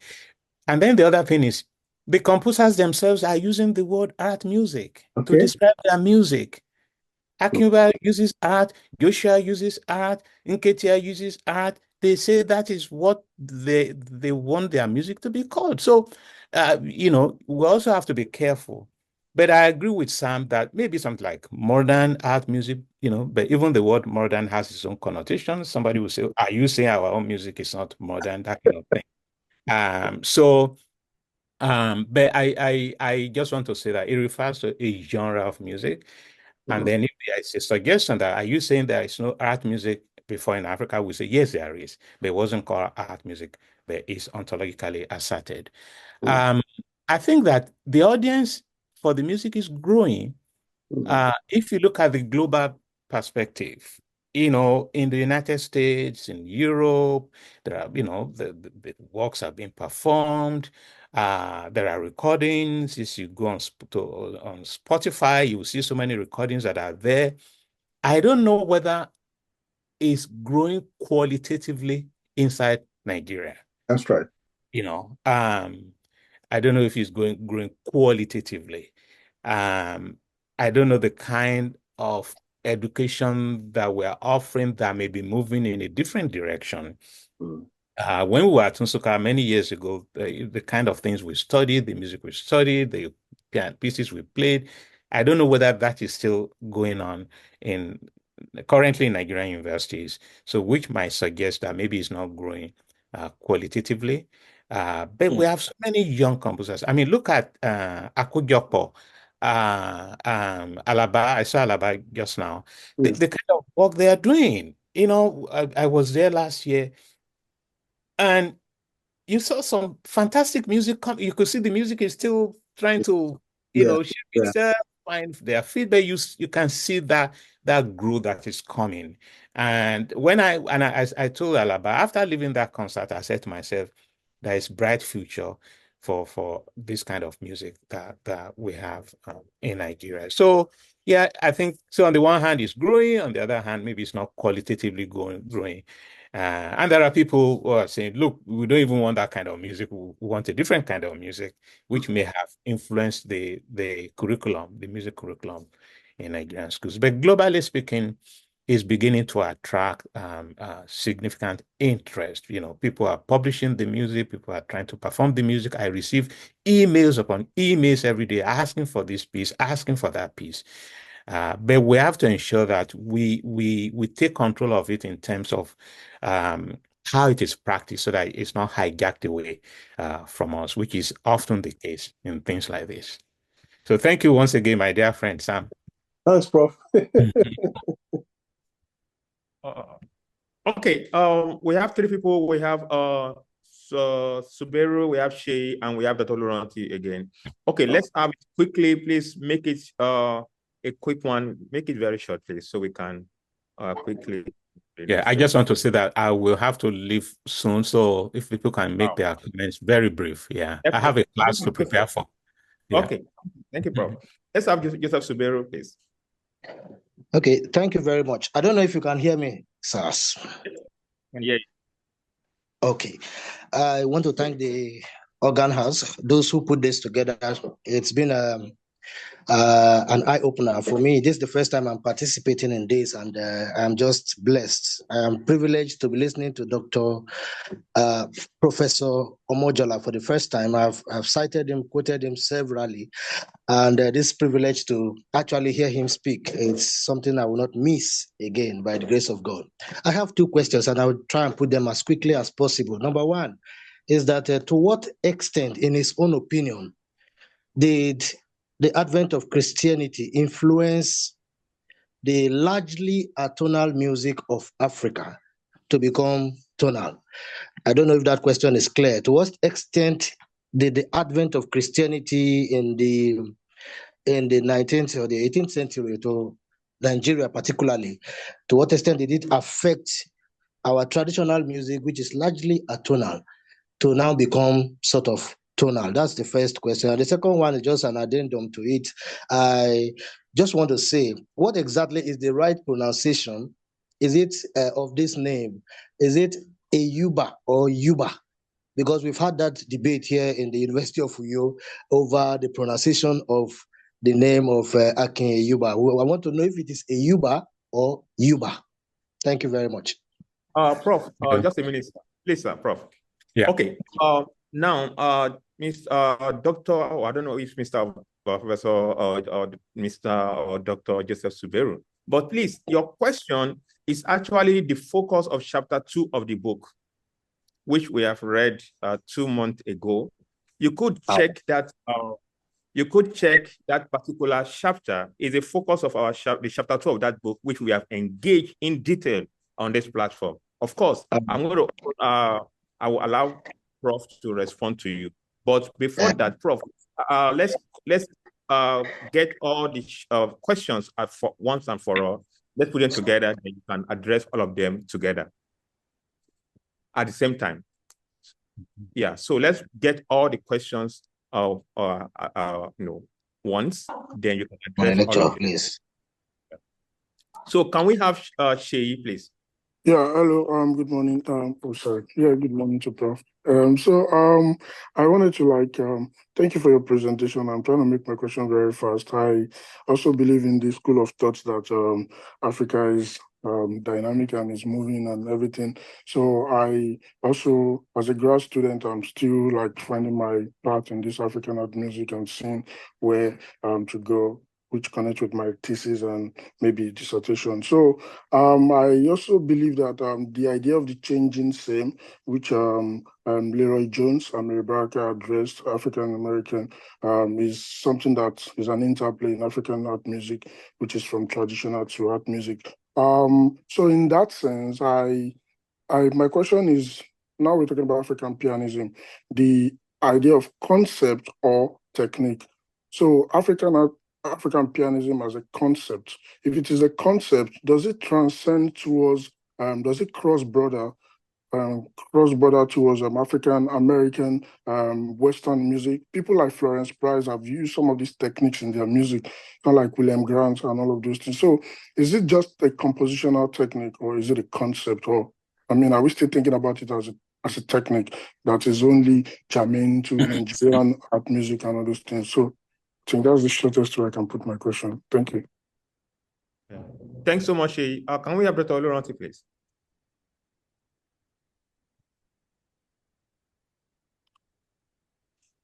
Can we have Dr. Oluranti, please? Yeah, I was just going to, I was going to probe Prof on the so-called new elephant in the house, Afropolitanism, which I call a toy that we should be very wary of. My question is this, or let me just say, put it this way, aren't we Africans meant to rethink and be very careful?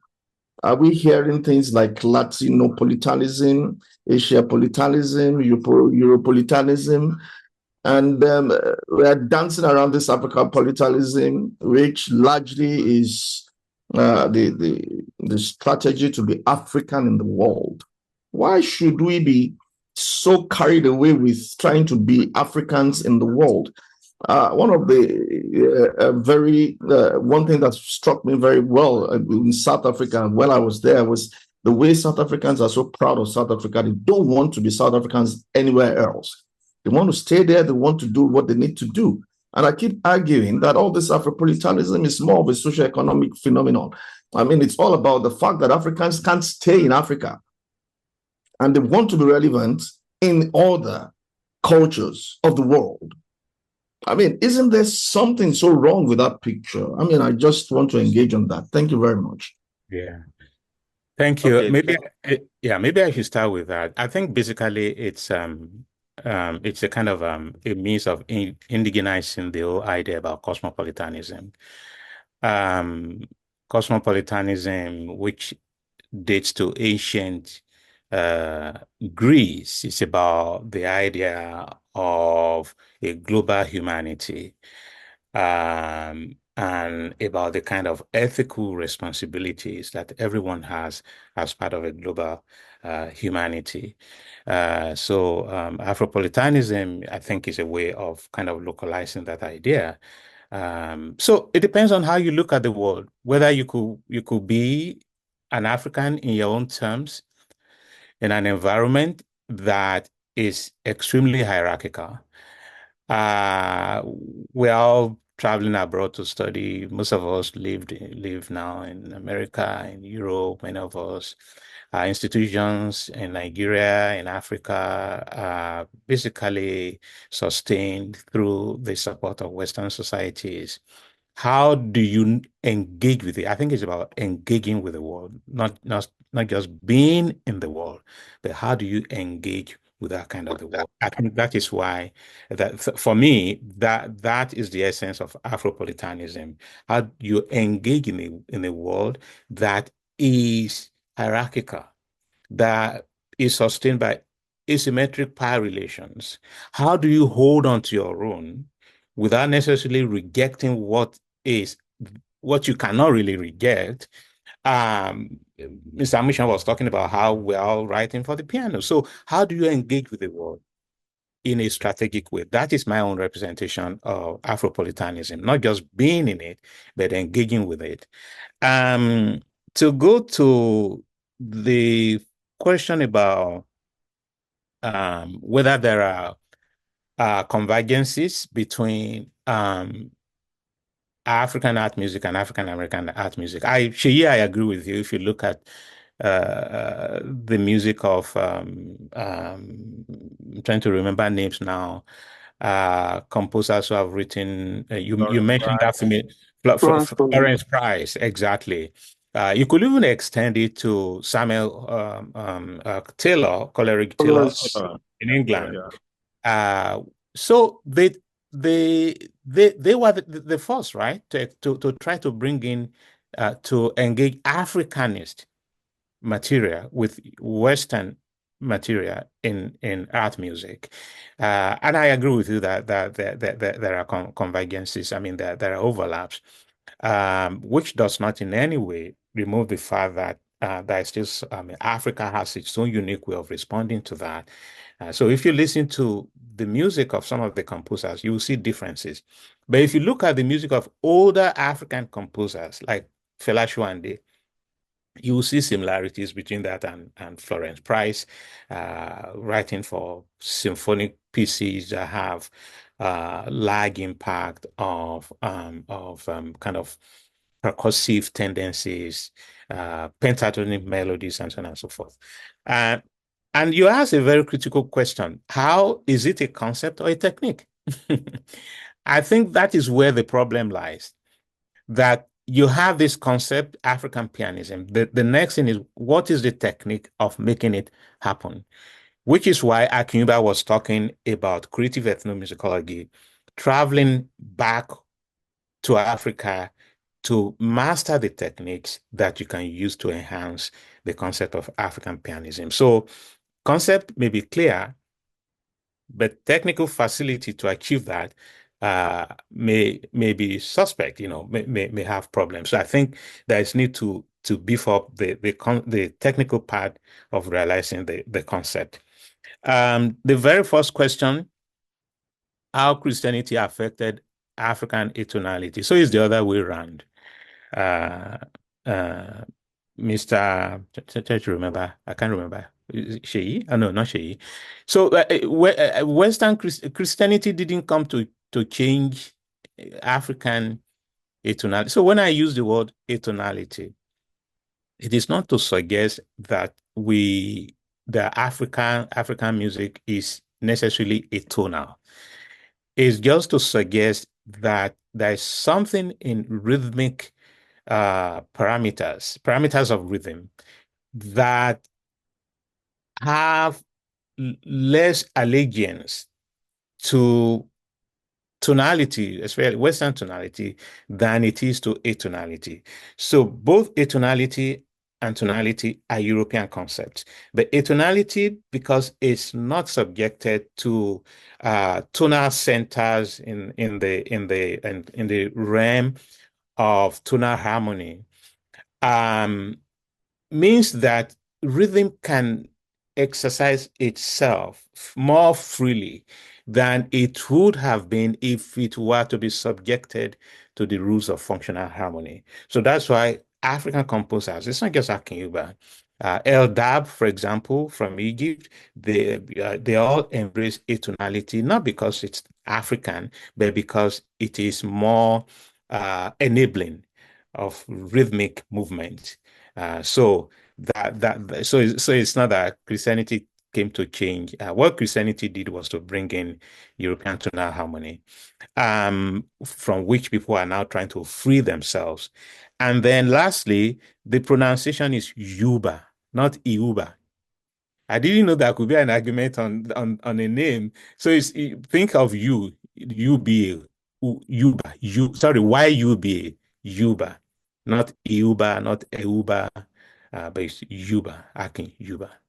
Thank you. Wow. It's been an interesting, fascinating, and engaging moment today. Thank you so much, Prof. We are so privileged and we are happy to have you today. Thank you so much. Thank you. Of course, to say I enjoy myself and overstatement, but also I've learned a lot myself, even trying to update my own ideas of the time. We've been reading the book, but you came to give us exactly what we were thinking, when we were drafting this series. The question for us was what would it be like reading this book 30 years after? And what you have done today exactly is what we were thinking about. Okay, what if Prof was to rewrite this book? And I'm sure you are doing that, which I won't be the cat right now. Perhaps next time you can tell us more about your ongoing work on the same topic, but on a broader context. Sorry, I'm building the cat already. So,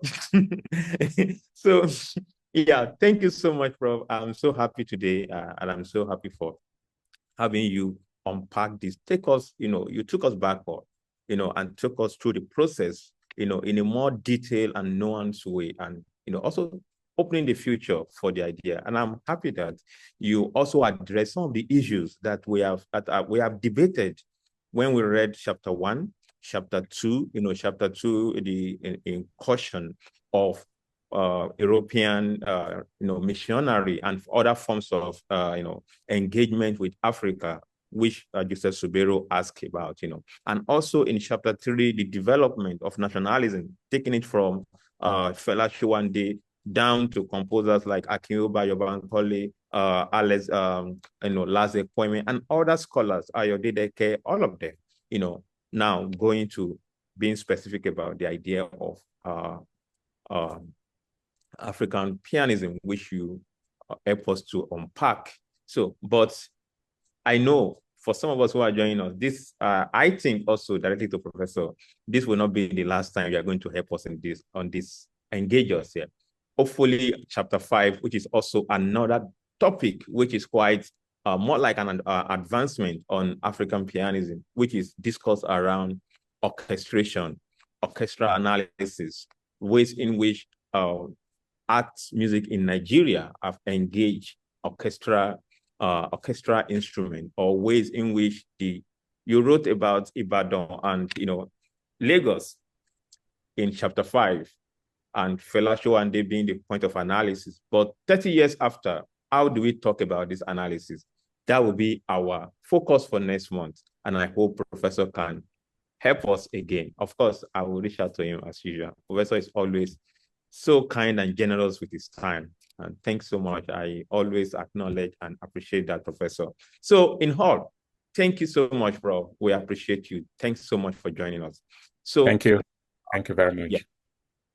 To our friends, I'm happy to tell you that this is the end of this particular session. Join us next week again for another layer of the Organized Conference and Seminar Series. We are happy to host Mr. S.K. Anand, one of the, I would say, influential music director in the last 40 years in Lagos. I'm talking about within the CAC and also particularly music education. The question is, who is Mr. We call him Elder, but who is S.K. Anand? S.K. Anand is a phenomenon that I think all of us need to know about. We need to know about him. People like S.K. Anand, they embody the kind of Afropolitanism that we discussed today. They are intercultural in an identity. S.K. Anand is a Ghanaian who worked in Nigeria for many years and have inspired not only the local church context, but also music education in this country. So we are spotlighting S.K. Anand next week. We are hosting S.K. Anand, engaging him, and we are inviting you to join us in this journey to know who is S.K. Anand and why do we need to engage somebody like this. So I'm inviting you all for next week. So throughout the month, we are going to have different layers. Then next month, first week, we are going to have reading session again. So that is the plan. Hopefully when you join next week, we will definitely open different forms of engagement that we've had in the past and how the next series seminars is advancing what we have in the last 1 year. So thank you so much. So Professor, I am so grateful. Thank you on behalf of the Department of Music at Mountaintop University and on behalf of the Chancellor himself, who have supported this initiative. We say thank you so much. We thank you so much, Prof. Thank you so much, sir. You're welcome. And thank you, everyone. Nice seeing everyone. Thank you. Thank you very much. Thank you, sir. Okay. So okay, hopefully we'll see you next month again anyway. Yeah. Yeah. I like the word hopefully. Yeah. Yeah. Hopefully. Okay, bye, everyone. Yeah. Bye, Thank you, Prof. Thank Bye. you so much. Yeah. Bye.